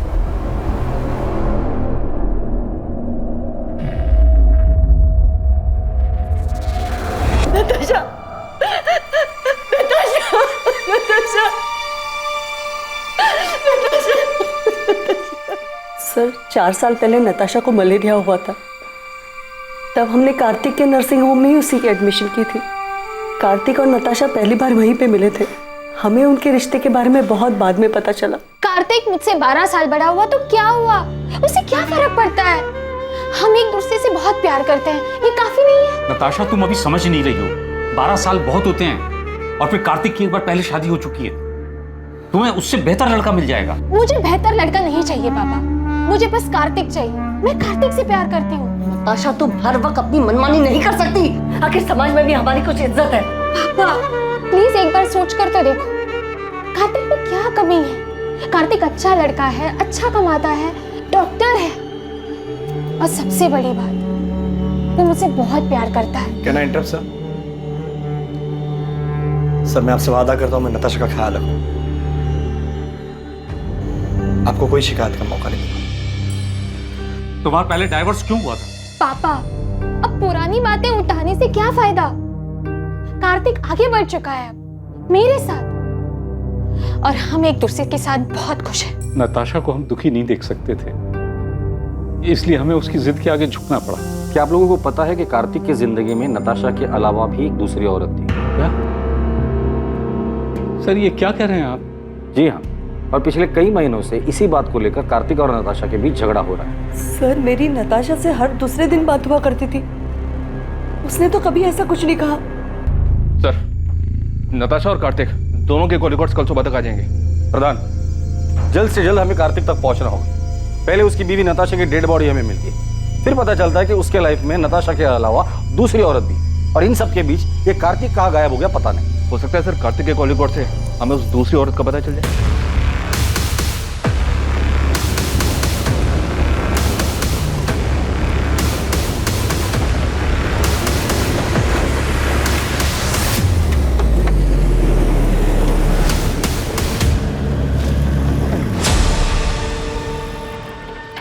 क्या भाई, कब से देख रहा हूँ पीछा कर रहा है मेरा। कौन है तू? अरे मेरा एक दोस्त है सतीश, मुझे लगा उसकी गाड़ी है। अबे कौन है सतीश? मैं किसी सतीश को नहीं जानता। पिछले 10 साल से ये गाड़ी मेरे पास है। ऐसे कैसे हो गया? नंबर तो वही है। अबे ये गाड़ी मेरी है, टाइम बर्बाद कर रहा है मेरा। चल निकल। फिर मुझसे ही गलती हुई होगी, नंबर गलत याद होगा, सॉरी। हाँ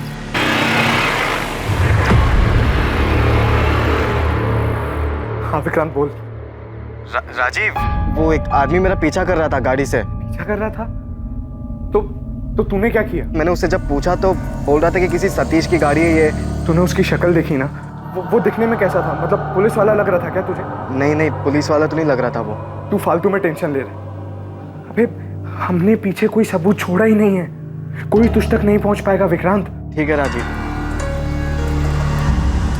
सर, कॉल रिकॉर्ड्स के हिसाब से नताशा रात को 10 बजे अपने घर वाले एरिया से बाहर निकली थी। फिर उसका फोन एक जगह से दूसरी जगह लगातार मूव होता रहा, और 1 घंटे बाद तकरीबन रात को 11 बजे उसका फोन स्विच ऑफ हो गया। उसके फोन पर लास्ट कॉल रात को 9:30 बजे था सर, 44756 इस नंबर से। मतलब कॉल आने के आधे घंटे बाद वो घर से निकली, जरूर कॉलर से मिलने गई। किसका नंबर है? ये नंबर भी स्विच ऑफ है सर, इसकी भी डिटेल्स निकलवा रहा हूँ। कार्तिक का कुछ पता चला? उसके कॉल रिकॉर्ड्स क्या कहते हैं? सर 10 अगस्त की रात को कार्तिक का फोन रात को 11:50 पर स्विच ऑफ हुआ था। उसका last location new Delhi airport है। मतलब मर्डर करके सीधा भागने का प्लान था। सर कार्तिक के कॉल रिकॉर्ड में 2 नंबर्स और मिले, एक है मोना सहगल का और दूसरा है डॉक्टर अभय सचदेवा का। कार्तिक ने फोन स्विच ऑफ करने से जस्ट पहले इस डॉक्टर अभय सचदेवा को कॉल किया था। ये अभय उसी के नर्सिंग होम में उसके साथ काम करता है। और ये मोना? ये भी कार्तिक के नर्सिंग होम में नर्स है सर। कार्तिक और मोना के बीच पिछले 3 महीनों से काफी बातें हो रही थी। कार्तिक का जिसके साथ अफेयर चल रहा है वो दूसरी औरत मोना ही है।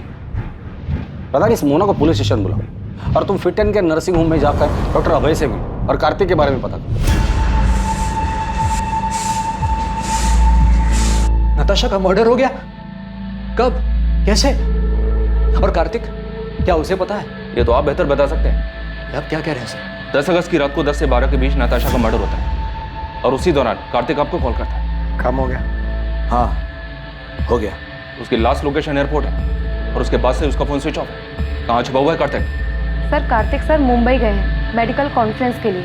10 तारीख की रात की उनकी फ्लाइट थी। मेडिकल कॉन्फ्रेंस के लिए गया तो फोन क्यों स्विच ऑफ? सर मुझे नहीं पता, बल्कि मैंने और अभय सर ने तो कई बार उनका नंबर ट्राई किया है। अच्छा, तुम्हारे और कार्तिक के बीच रिलेशन क्या है? वही सर जो एक डॉक्टर और नर्स के बीच में होता है। ये तुम दोनों के कॉल रिकॉर्ड। नर्सिंग होम में दिन भर काम करने के बाद हर रात इतनी देर किस बात पर डिस्कशन करते हो तुम दोनों? नताशा को मारने का प्लान तुम दोनों ने मिलकर बनाया था?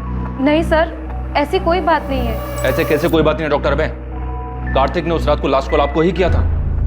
कि वो नर्सिंग होम की सप्लाईज के बारे में बात करनी थी। क्या बात करनी थी? कंसाइनमेंट डिले हो गया था ना, उस बारे में। किस चीज का कंसाइनमेंट? कहाँ से आने वाला था और कब आने वाला था? जी वो डॉक्टर अभय, आप झूठ बोल रहे हैं। अभी आप हमें सीधी तरह से बताइए कि कार्तिक ने नताशा के मर्डर के बारे में आपको क्या बोला? आप गलत समझ रहे हैं सर। मैं आपको सब सच सच बताता हूँ। हमारे हॉस्पिटल की एक नर्स ने एक पेशेंट को गलत दवाई दे दी थी, जिस वजह से उसकी कंडीशन बहुत सीरियस हो सकती थी। वो तो फॉर्चुनेटली टाइम पे पता चल गया और सब संभल गया। सर यही चेक करने, कंफर्म करने के लिए कार्तिक ने मुझे कॉल किया था। तो मतलब मर्डर के साथ साथ आप लोग मेडिकल नेग्लिजेंसी को भी कवर अप करते हैं? हाँ सर, मैं मानती हूँ कि मेरा और कार्तिक का अफेयर है, लेकिन नताशा के मर्डर के बारे में मुझे कुछ भी नहीं पता। तो मर्डर वाली रात तुम दोनों साथ में क्या कर रहे थे? तुम दोनों की सेल लोकेशन से साफ पता चलता है कि मर्डर वाली रात तुम दोनों रात 9 बजे से लेकर 11 बजे तक साथ में थे। एक्चुअली हम लोग ब्लू मून होटल में थे। लेकिन नताशा को हमारी फोटोज कहाँ से मिली? यही तो मेरी समझ में भी नहीं। धमकी भी दे रखी है मुझे, वो मुझे बर्बाद कर देगी। तो अब आगे क्या करना है? इससे पहले कि नताशा नाम का सरदर्द नासुर बने, मुझे इसका जड़ से इलाज करना होगा। तो नताशा से छुटकारा पाने के लिए कार्तिक ने नताशा को रास्ते से ही हटा दिया? सर उस रात मैं और कार्तिक साथ में ड्रिंक कर रहे थे। नताशा ने जीना मुश्किल कर दिया। हर रोज नए ड्रामे करती है। आज तो पता नहीं कहाँ से उसे मेरे और मोना के फोटोज हाथ लगे। लेकिन उसके पास फोटोग्राफ्स आए कहाँ से? पता नहीं यार कहाँ से मिले। लेकिन अब इस बात का परमानेंट सॉल्यूशन ढूंढना है। मतलब कार्तिक ने नताशा को मारने की बात की थी? सर मुझे नहीं पता कि कार्तिक ने ऐसा क्यों कहा, उसके कहने का क्या मतलब था, लेकिन मैं कार्तिक को अच्छे से जानती हूँ। वो ऐसा बिल्कुल भी नहीं कर सकता। सर हमने हमारे रिलेशन को सीक्रेट रखा था। अगर किसी को ये बात पता थी तो वो बस डॉक्टर अभय है। तो क्या वो पिक्चर्स डॉक्टर अभय ने नताशा को भेजी? नहीं सर, भला मैं क्यों नताशा को कार्तिक और मोना के पिक्चर्स दूंगा? वो पहले इतना परेशान था। रही बात नताशा के मर्डर की, तो सर मुझे नहीं लगता कार्तिक ऐसा कुछ करेगा। कार्तिक मुंबई में जिस मेडिकल कॉन्फ्रेंस के लिए गया है, वहाँ किसी को बोल के उससे बात कर सकते हैं आप? सर कार्तिक का पता चल गया है, वो अभी मुंबई में ही है। बात हो गई है उससे, वो यहाँ गुरुग्राम के लिए निकल रहा है। कार्तिक को तो पता ही नहीं है कि उसकी वाइफ नताशा का मर्डर हो चुका है। जब उसको बताया काफी चौंक गया था। क्या वाकई में कार्तिक सच बोल रहा था? क्या वाकई उसे नताशा की मर्डर की कोई खबर नहीं थी? और अगर कार्तिक को इस बारे में कुछ पता नहीं था तो उसने पिछले 2 दिन से अपना फोन क्यों ऑफ कर रखा था? या फिर यह हत्या कार्तिक की तरफ से एक परफेक्ट मर्डर था, जिसमें हत्या के वक्त उसका गुरुग्राम से बाहर मुंबई में होना सिर्फ उसकी प्लानिंग का एक हिस्सा था ताकि वो आरोपों से बच सके? इन सारे सवालों के जवाब पुलिस को सिर्फ कार्तिक से मिल सकते थे। कितनी बार बताऊं सर, मैंने फोन स्विच ऑफ नहीं किया था। मोना से मिलने के बाद मैं कैब लेकर एयरपोर्ट के लिए निकला था और गलती से फोन कैब में छूट गया। नताशा से पहले भी तुम्हारी एक शादी हुई थी, वो बीवी कहाँ है? उसकी डेथ हो चुकी है। उसी के बाद मैंने नताशा के साथ शादी की। नताशा के माँ बाप को झूठ क्यों बोला था कि तुम्हारा डिवोर्स हुआ है? मैंने झूठ नहीं बोला, नताशा ने बोला था। वो क्यों झूठ बोले? मैं कैसे बता सकता हूँ? 10 अगस्त की रात जब तुम तुम्हारे दोस्त अभय के साथ ड्रिंक कर रहे थे, तब तुमने कहा था कि नताशा का परमानेंट सॉल्यूशन ढूंढना है। अब इस बात का परमानेंट सॉल्यूशन ढूंढना होगा। और यही बात तुमने मोना से भी कही थी मर्डर वाली रात। इससे पहले कि नताशा नाम का सरदर्द नासुर बने, मुझे इसका जड़ से इलाज करना। मेरे कहने का मतलब ये नहीं था सर, मैं डिवोर्स की बात कर रहा था। मैं नताशा से मिलकर आउट ऑफ कोर्ट सेटलमेंट करने की बात कर रहा था। तो इस मर्डर में तुम्हारा कोई हाथ नहीं। मैं नताशा का मर्डर क्यों करूंगा सर? और कोई है जो नताशा को मारना चाहता हो? मुझे इस बारे में नहीं पता सर, लेकिन सर हमारी शादी से पहले नताशा का एक दोस्त हुआ करता था, अमृत। वो उसे बहुत पसंद भी करता था। इनफैक्ट हमारी शादी के बाद उसने नताशा के साथ बात करना भी बंद कर दिया था। हाँ सर, मैंने उससे बात करनी बंद कर दी थी क्योंकि मैं नताशा को पसंद करता था, लेकिन नताशा कार्तिक से प्यार करती थी। उस वक्त मैं ये देख नहीं पाया और मैंने उससे बात करनी बंद कर दी। और फिर 3 साल बाद तुम दोनों में बातें शुरू हो गई। तुम्हें लगा इस बार तुम्हारा चांस लगेगा, क्योंकि नताशा कार्तिक से नाराज थी। तूने बात करने की कोशिश की, लेकिन नताशा ने मना कर दिया और इसलिए गुस्से में आकर तुमने नताशा को मार डाला। सर मैंने किसी को नहीं मारा और ना ही मैं नताशा से प्यार करता था। 3 महीने पहले इत्तेफाकन वो मुझे एक सोशल नेटवर्क की साइट पे मिली। हमारी बातचीत हुई और नंबर एक्सचेंज किया। चल मान लेते कि तू जो कुछ भी बोल रहा है वो सच बोल रहा है। नताशा तुम्हारी अच्छी दोस्त थी, काफी बातें शेयर हुई होगी। तुम्हें क्या लगता है नताशा को किसने मारा होगा? सर वो सब मुझे नहीं पता, लेकिन मैं इतना बता सकता हूँ कि नताशा ने तय कर लिया था कि वो कार्तिक के ऊपर चीटिंग का केस करे। उसे बर्बाद करना चाहती थी। हो सकता है कार्तिक उसे अपने रास्ते से हटाना चाहता है।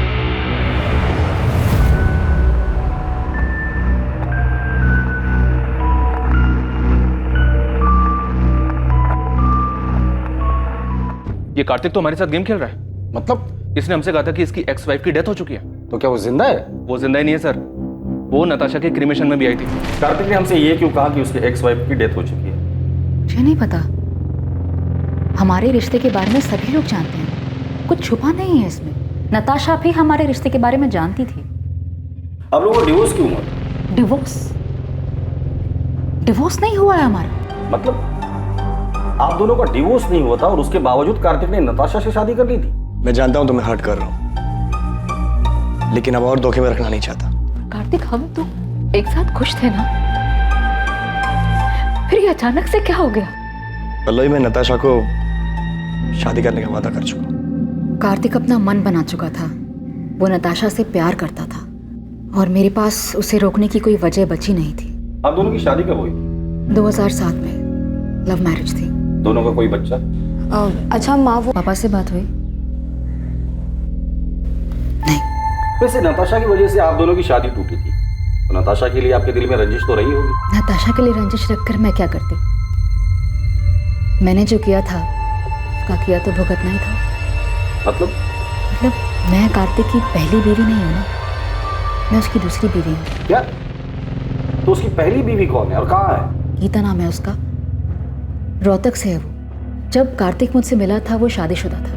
हमारे बीच में प्यार हुआ, मैं उनके बीच में आ गई थी, तो उसने गीता को डिवोर्स दे दिया। मतलब आप कह रही है कि कार्तिक की 3 शादियां हो गई है और उसके बावजूद अभी उसका किसी और के साथ अफेयर चल रहा है? कार्तिक हमेशा ऐसे ही खुदगर्ज था, बस मैं प्यार में अंधी हो गई थी। गीता कार्तिक की पहली बीवी, उसका एड्रेस है आपके पास?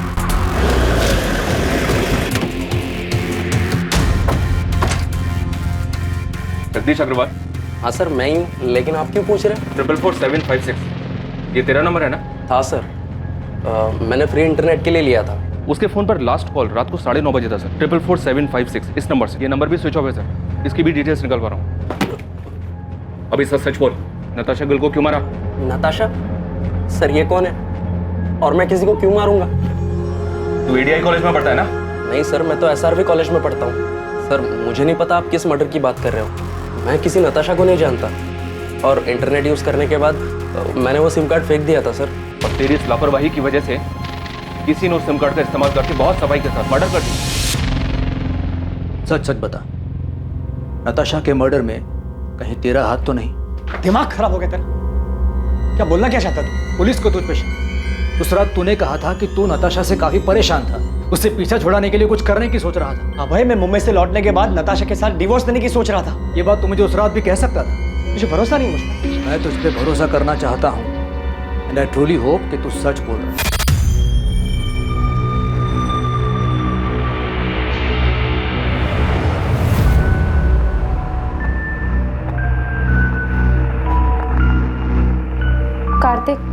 पुलिस को अब भी तुम पर शक है क्या?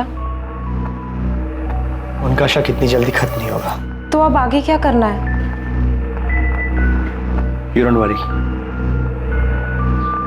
मैंने कुछ सोच कर रखा है।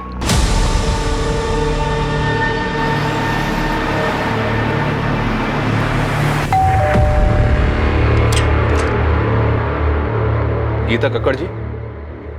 जी, कार्तिक और मेरी शादी तो बहुत ही कम उम्र में करा दी गई थी और जैसे ही उसकी पढ़ाई कंप्लीट हुई तो दिल्ली के एक हॉस्पिटल में उसकी जॉब भी लग गई। पहले तो हफ्ता 2 हफ्ते में अक्सर वो घर चला आया करता था, लेकिन फिर धीरे धीरे हफ्ते महीने में बदल गए। आपका और कार्तिक का डिवोर्स कब हुआ? 2007 जब कार्तिक दिल्ली में था तब उसकी मुलाकात पल्लवी से हुई। मुझे तो उनके रिश्ते की कोई भनक भी नहीं थी, लेकिन फिर अचानक कार्तिक ने सामने से आके मुझे सब कुछ बता दिया। इसलिए जब उसने मुझसे डिवोर्स मांगा तो मैंने मना नहीं किया। कार्तिक का काम अच्छा चल रहा था तो मुझे लगा कि वो हमारी बेटी को एक अच्छी जिंदगी दे पाएगा, इसलिए मैंने हमारी बेटी की कस्टडी उसे सौंप दी। आपकी और कार्तिक की एक बेटी भी है? जी हाँ, ईशा गिल। और वो अपने पापा कार्तिक और पल्लवी के साथ ही तो रहती है। लेकिन कार्तिक और पल्लवी दोनों ने हमें ईशा के बारे में तो कुछ नहीं बताया। कार्तिक आखिर झूठ क्यों बोल रहा था? क्या वो खुद को बचाना चाहता था या फिर किसी और को? पल्लवी से मेरी शादी हुई तब ईशा 7 साल की थी। शुरुआत से ही मैंने ईशा को अपनी बेटी माना था। मैंने और कार्तिक ने दोनों ने मिलकर इसे बड़ा किया है। लेकिन फिर पापा की जिंदगी में नताशा आई और सब कुछ बिखर गया। मैं ईशा को अपने साथ रखना चाहता था, उसे कभी छोड़ना नहीं चाहता था। लेकिन मैं माँ को छोड़कर कहीं नहीं जाना चाहती थी, खासकर उस नताशा के साथ रहने के लिए, जिसकी वजह से मेरी माँ को इतनी ठेस पहुंची। मैंने वो घर छोड़ा था लेकिन ईशा को कभी नहीं छोड़ा। वो मेरी इकलौती औलाद है। मेरे लिए मेरी फैमिली सिर्फ मेरी माँ है सर, और कोई भी नहीं। और अगर पापा को मेरी इतनी चिंता होती तो वो मुझे छोड़कर कभी नहीं जाते। कार्तिक, पल्लवी और ईशा तीनों से बात करके सिर्फ फैमिली ड्रामा सामने आ रहा है। अभी तक हमारे पास किसी के खिलाफ कोई सबूत भी नहीं है और ना ही कोई वजह। सर, कार्तिक के कॉल रिकॉर्ड्स के हिसाब से भी उसकी और नताशा की लोकेशंस अलग अलग है। मैंने पल्लवी और ईशा के कॉल रिकॉर्ड्स भी स्टडी की। इंसिडेंट के वक्त ये दोनों घर पर ही थे। इनके अलावा डॉक्टर अभय, नताशा का फ्रेंड अमृत और नर्स मोना, इनके खिलाफ भी कुछ नहीं मिला। तो प्रधान, नताशा को मारा किसने? किसने की होगी इतनी जबरदस्त प्लानिंग जो हमारे हाथ ही नहीं लग रहे? साहब अंदर आऊं क्या? आजा बहादुर, कुछ अच्छी खबर है तो बता। साहब, हमने गुरुग्राम में आपकी सफेद कार को पूरी तरह छान मारा, लेकिन किसी भी कार पे वो स्टिकर नहीं दिखा सर। यहाँ तक कि एनसीआर इलाके में भी ढूंढा, लेकिन वो स्टिकर वाली कार नहीं दिखी सर। और नताशा के गहनों के बारे में कुछ पता चला? अभी मार्केट में आए नहीं है। और सर, वो सुपारी वाले एंगल से भी कुछ मिला नहीं। तुमने कहा था कि गुड़गांव में 3 ओजोन 800 सफेद कार्स हैं, लेकिन किसी पर भी स्टिकर नहीं है, पता है मुझे। उन कार ओनर्स का नाम और एड्रेस है तुम्हारे पास? हाँ साहब, वो तो मैंने पहले ही पता कर लिया। मुझे लगता है कातिल ने वो रेडियम स्टिकर निकाल दिया होगा। प्रधान, इन तीनों की हिस्ट्री निकालो और उठाकर लेकर आओ। मुझे लगता है इन तीनों में से कोई एक तो हमारे काम का आदमी है।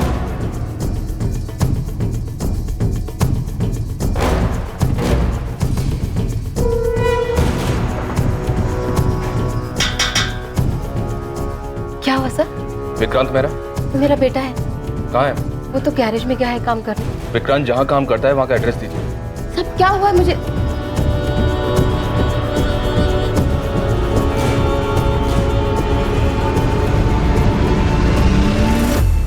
विक्रांत गैरेज में नहीं है, और कहाँ जा सकता है? मुझे नहीं पता साहब। सर, ये देखिए सर, ये विक्रांत के कमरे से मिला है। जूतों के डब्बों में छुपा कर रखा गया था। और सर, विक्टिम के पति ने जो हमें फोटोज दी थी उससे ये मैच करता है सर। ये इतने महंगे गहने, ये किसके है साहब? उस औरत के जिसका खून आपके बेटे ने किया। खून?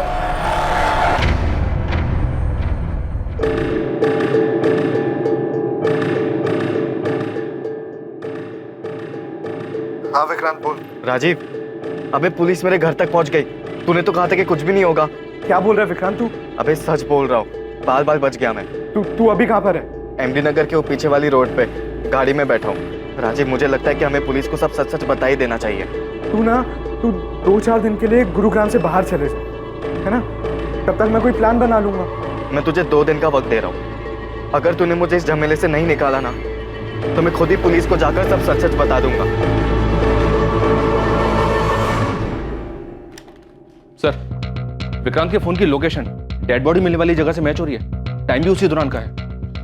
विक्रांत के कॉल रिकॉर्ड से कुछ मिला?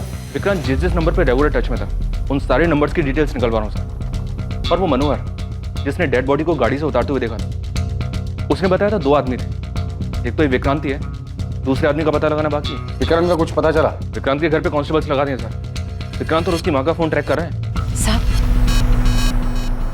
वो विक्रांत का पता चल गया साहब। तुझे क्या लगा था गाड़ी धोने से सबूत धुल जाएंगे? तेरी सफेद ओजोन 800 हमने फॉरेंसिक में भेज दी है, जिसमें नताशा के खून के ट्रेस मिल ही जाएंगे। इसलिए कोई भी कहानी सुनाने के बारे में सोचना भी मत। सीधे सीधे बता दे नताशा को क्यों मारा। सर मैंने उसको नहीं मारा, मैं तो उसका नाम तक नहीं जानता था। सर वो मेरा बचपन का दोस्त राजीव 9 तारीख को मुझसे मेरी गाड़ी लेकर गया था और फिर 10 तारीख की रात को उसने मुझे कॉल किया किसी पीसीओ से और मोहल्ले के बाहर बुलाया मिलने के लिए। सर मैं फंस गया था, इसलिए मुझे उसके साथ जाना पड़ा क्योंकि मेरी गाड़ी उसके साथ थी। मैं उस औरत को नहीं जानता था सर, सच बता रहा हूँ। क्या हो गया राजीव? तेरा फोन क्या, तूने मुझे लैंडलाइन से क्यों कॉल किया था? तू अंदर आ, मैं सब बताता हूँ।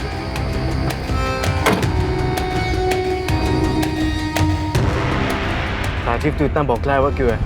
कुछ बताएगा मुझे क्या हुआ? सर मैं प्यार के जुनून में अंधा हो गया था सर। उसे पाने के लिए जो बन पड़ा मैंने किया सर। किसके प्यार का जुनून था? नताशा के? नहीं सर, ईशा के। ईशा के लिए तूने नताशा को मार दिया? हाँ सर। तो ईशा ने तुम्हें कहा था नताशा को मारने के लिए? नहीं सर, उसकी माँ पल्लवी ने कहा था सर।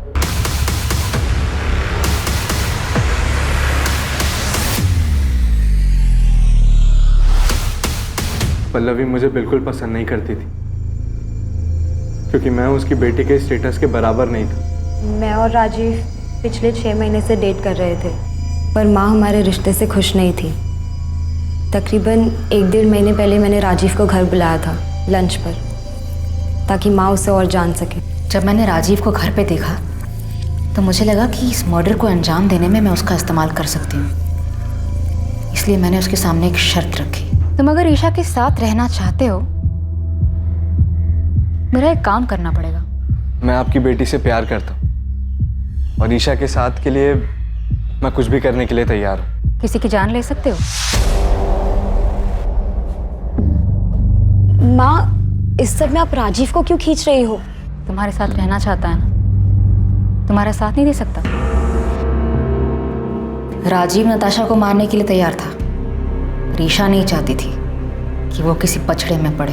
मैं उसका इस्तेमाल नहीं कर सकती। हाँ, अगर वो तुमसे प्यार करता है तो तुम्हारे लिए इतना तो कर ही सकता है। लेकिन माँ, आप ऐसे कैसे किसी और की लाइफ डेंजर में डाल सकती हो? उसका तो इन सब से कोई लेना देना भी नहीं है। थोड़ा अकल से काम लो ईशा। कल को अगर नताशा के मर्डर की बात पुलिस तक पहुंच भी जाती है तो राजीव पर हम सारा ब्लेम डाल सकते हैं। माँ, अगर ये सब बात आप ना ही करो तो बेहतर होगा। राजीव पर प्यार का भूत सवार था। वो किसी भी तरह हमारे रिश्ते पर माँ की हामी चाहता था, इसलिए उसने मेरे लिए अपने सर पर इतना बड़ा खतरा उठा लिया। वो तो उसे करना ही था, बेवकूफ़ है वो। नताशा को कैसे मारा और क्यों? नताशा को मारने के लिए उसे उसके घर से बाहर निकालना ज़रूरी था, और मेरे कुछ भी कहने से वो घर से बाहर निकलने वाली थी नहीं। उसे कुछ मजबूत चारा देने की ज़रूरत थी। और फिर मैंने उसे वो चारा दी। ईशा की माँ कार्तिक और मोना के बारे में सब जानती थी, उसे सब पता था उनके अफेयर के बारे में। और यही बात मैंने एक अज्ञात कॉलर बनकर नताशा के कान में भरी। मैं उसे एक ऐसे नंबर से कॉल और मैसेज करता था जो मेरा नहीं था, मुझे कहीं पड़ा मिला था। और आगे का प्लान ये था कि धीरे धीरे मैं नताशा का विश्वास जीत लूँगा। और इन सब के लिए मुझे कार्तिक और मोना की एक पिक्चर चाहिए थी।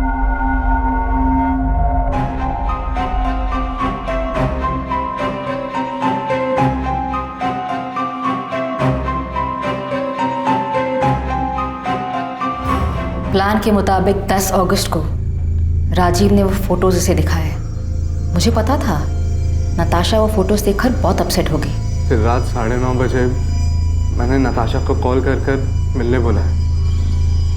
मैंने कहा कि मुझे पता है कार्तिक कहाँ है और किसके साथ है, और 1 लाख रुपए के बदले में मैं उसे वहाँ ले जा सकता हूँ। और नताशा कार्तिक को रंगे हाथों पकड़ना चाहती थी। वो तुरंत राजी हो गई। फिर थोड़ी देर बाद ही मैंने नताशा को मार्केट रोड के चौराहे से पिक किया।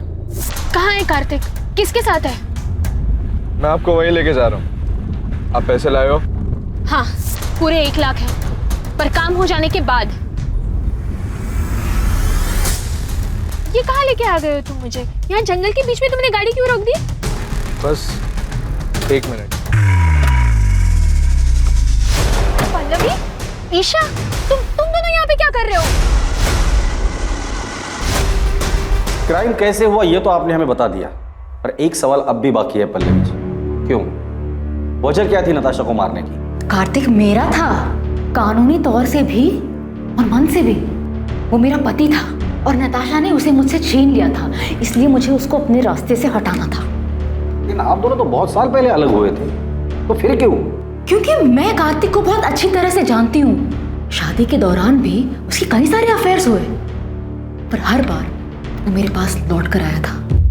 और नताशा आने के बाद वो लौट कर नहीं आया? हाँ, पता नहीं उसने क्या जादू कर दिया था। जब पहली बार मुझे कार्तिक ने बताया नताशा के बारे में कि वो उसे शादी करना चाहता है, तो मैंने उसकी बात मानी नहीं। कि मुझे तब भी उम्मीद थी कि वो मेरे पास वापस लौट कर आएगा, पर उसने शादी की और तब मुझे बहुत बड़ा धक्का लगा। माँ इस बात को मान ही नहीं रही थी कि पापा ने शादी कर ली। उन दिनों इन्हें संभालना बहुत मुश्किल हो गया था, जैसे इन्होंने अपना संतुलन ही खो दिया हो। और इन सब के जिम्मेदार मेरे पापा थे, इसलिए मैं उनसे आज भी उतनी ही नफरत करती। धीरे धीरे सब ठीक होने लगा था, माँ की तबीयत भी संभलने लगी थी, पर कार्तिक गिल को हमारी खुशियां कहाँ मंजूर थी। कार्तिक, इतनी देर रात तुम यहाँ क्या कर रहे हो? पल्लवी, मैं तुमसे सॉरी। सॉरी पल्लवी। अंदर आराम से, आराम से। क्या हालत बना रखी है तुमने? Miss you Pallavi, I miss you. क्या कह रहे हो तुम ये? सच बोलो, मेरी जिंदगी में तुम्हारी जगह और कोई नहीं ले सकता। इतने सालों बाद अब तुम्हें मेरी याद आई है?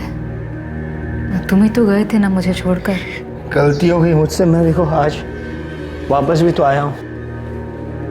आज मेरे पास सब कुछ, नताशा, मोना, फिर भी मैं बहुत अकेला हूँ।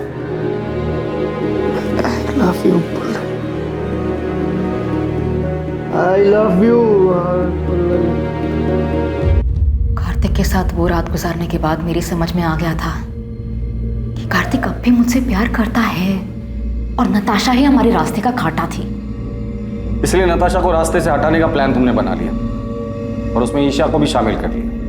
क्या माँ, आपको समझ भी रहा है आप क्या सोच रही हो? तुम नहीं समझ रही हो मैं क्या बोल रही हूँ। नताशा के जाने के बाद सब कुछ पहले जैसा हो जाएगा। हम सब लोग खुशी खुशी रहने लग जाएंगे। तुम्हारे पापा भी हमारे साथ रहेंगे। माँ प्लीज संभालो खुद को और मेरी बात को समझो। ये सब करने का कोई फायदा नहीं होगा माँ, पापा लौटकर नहीं आने वाले। प्लीज मेरी मदद करो। मैं अपनी माँ की तरह सपनों में नहीं जीती। मैं जानती थी ऐसा कुछ नहीं होगा। पापा की फितरत बदलने वाली नहीं थी। जब तुम्हें ये सब कुछ पता था तो माँ का साथ क्यों दिया? क्योंकि ये मेरी माँ है। बचपन से सिर्फ इन्होंने ही मुझे प्यार दिया है। मेरे अपने माँ बाप तक को मेरी कोई फिक्र नहीं है। इन्होंने कभी मुझे अकेला नहीं छोड़ा। और जहाँ तक बात नताशा की थी, तो मेरी माँ की हालत की जिम्मेदार वही है। उसी ने हमारा घर तोड़ा था। सच कहूं, उसे मारने का मुझे कोई गम नहीं। तुम लोगों की जिंदगी अच्छे से कट रही थी। तुम दोनों को देखकर कोई नहीं कहेगा कि ईशा तुम्हारी असली बेटी नहीं है, तुम उसकी असली माँ नहीं। इतना सब कुछ अच्छे से चल रहा था, वो एक झटके में तुमने खत्म कर दिया। एक ऐसे आदमी के लिए जिसने बार बार ये साबित किया है कि वो तुम्हारा ही नहीं किसी का भी अच्छा पति बन ही नहीं सकता। और तुम्हारा घर नताशा ने नहीं तोड़ा है, कार्तिक, जिसे अपना घर, परिवार की या शादी इस शब्द की इज्जत करने आती ही नहीं है। बेटा ये तुमने क्या कर दिया? क्यों किया ऐसा? नताशा ने तुम लोगों का क्या बिगाड़ा था? नताशा ने नहीं, आपने बिगाड़ा। शौक क्यों हो रहे हैं? शादी और रिश्तों का मजाक बनाना तो आपकी आदत है ना। किसी के साथ रहना नहीं रहना ये तो आपकी मर्जी है। जब जी चाहा तब आप वापस आ गए और जब जी चाहा तब छोड़ दिया। पहले गीता, फिर माँ, नताशा और अब मोना, उसके साथ भी आप यही करेंगे ना? न जाने कितनी लड़कियों के साथ आपने सेम ड्रामा किया होगा। आपको तो ये भी नहीं पता कि इन सब चीजों का मुझ पे कितना बुरा असर पड़ा है। मुझे तो शर्म आती है कि मैं आपकी बेटी हूं।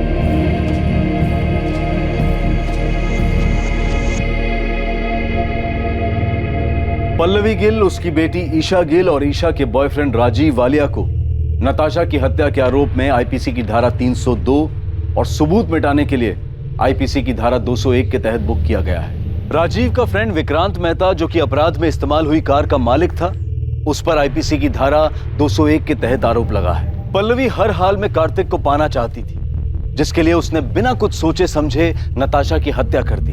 पल्लवी भावनात्मक रूप से उस हद तक पहुंच गई थी जहां तर्क और समझदारी बेकार लगने लगे थे, जहां पल्लवी को अपराध ही एकमात्र जरिया दिखाई दे रहा था और उसने इस जुर्म में ईशा को भी भागीदार बना लिया। बेशक पल्लवी गलत थी, लेकिन वो अकेली गलत नहीं थी। अगर ईशा चाहती तो अपनी मां को समझाकर इस जुर्म को होने से रोक सकती थी, लेकिन उसने भी अपने अंदर की कड़वाहट के कारण समझदारी, लॉजिक और कॉमन सेंस को दरकिनार कर दिया। भावनात्मक रूप से उथल पुथल होने के वक्त लिया गया हर फैसला इसमें शामिल लोगों के लिए हमेशा तबाही लाने वाला ही होता है। फिर मुलाकात होगी एक और नए केस के साथ। देखते रहें क्राइम पेट्रोल सतर्क, सोमवार से शुक्रवार रात 11 बजे। और याद रखें, क्राइम और आपके बीच में सिर्फ इतना फर्क है कि आप कितने सतर्क हैं। सतर्क रहें, सुरक्षित रहें। जय हिंद। इस तरह के और भी एपिसोड देखने के लिए हमारे चैनल को सब्सक्राइब करें और बेल आइकन दबाना ना भूलें।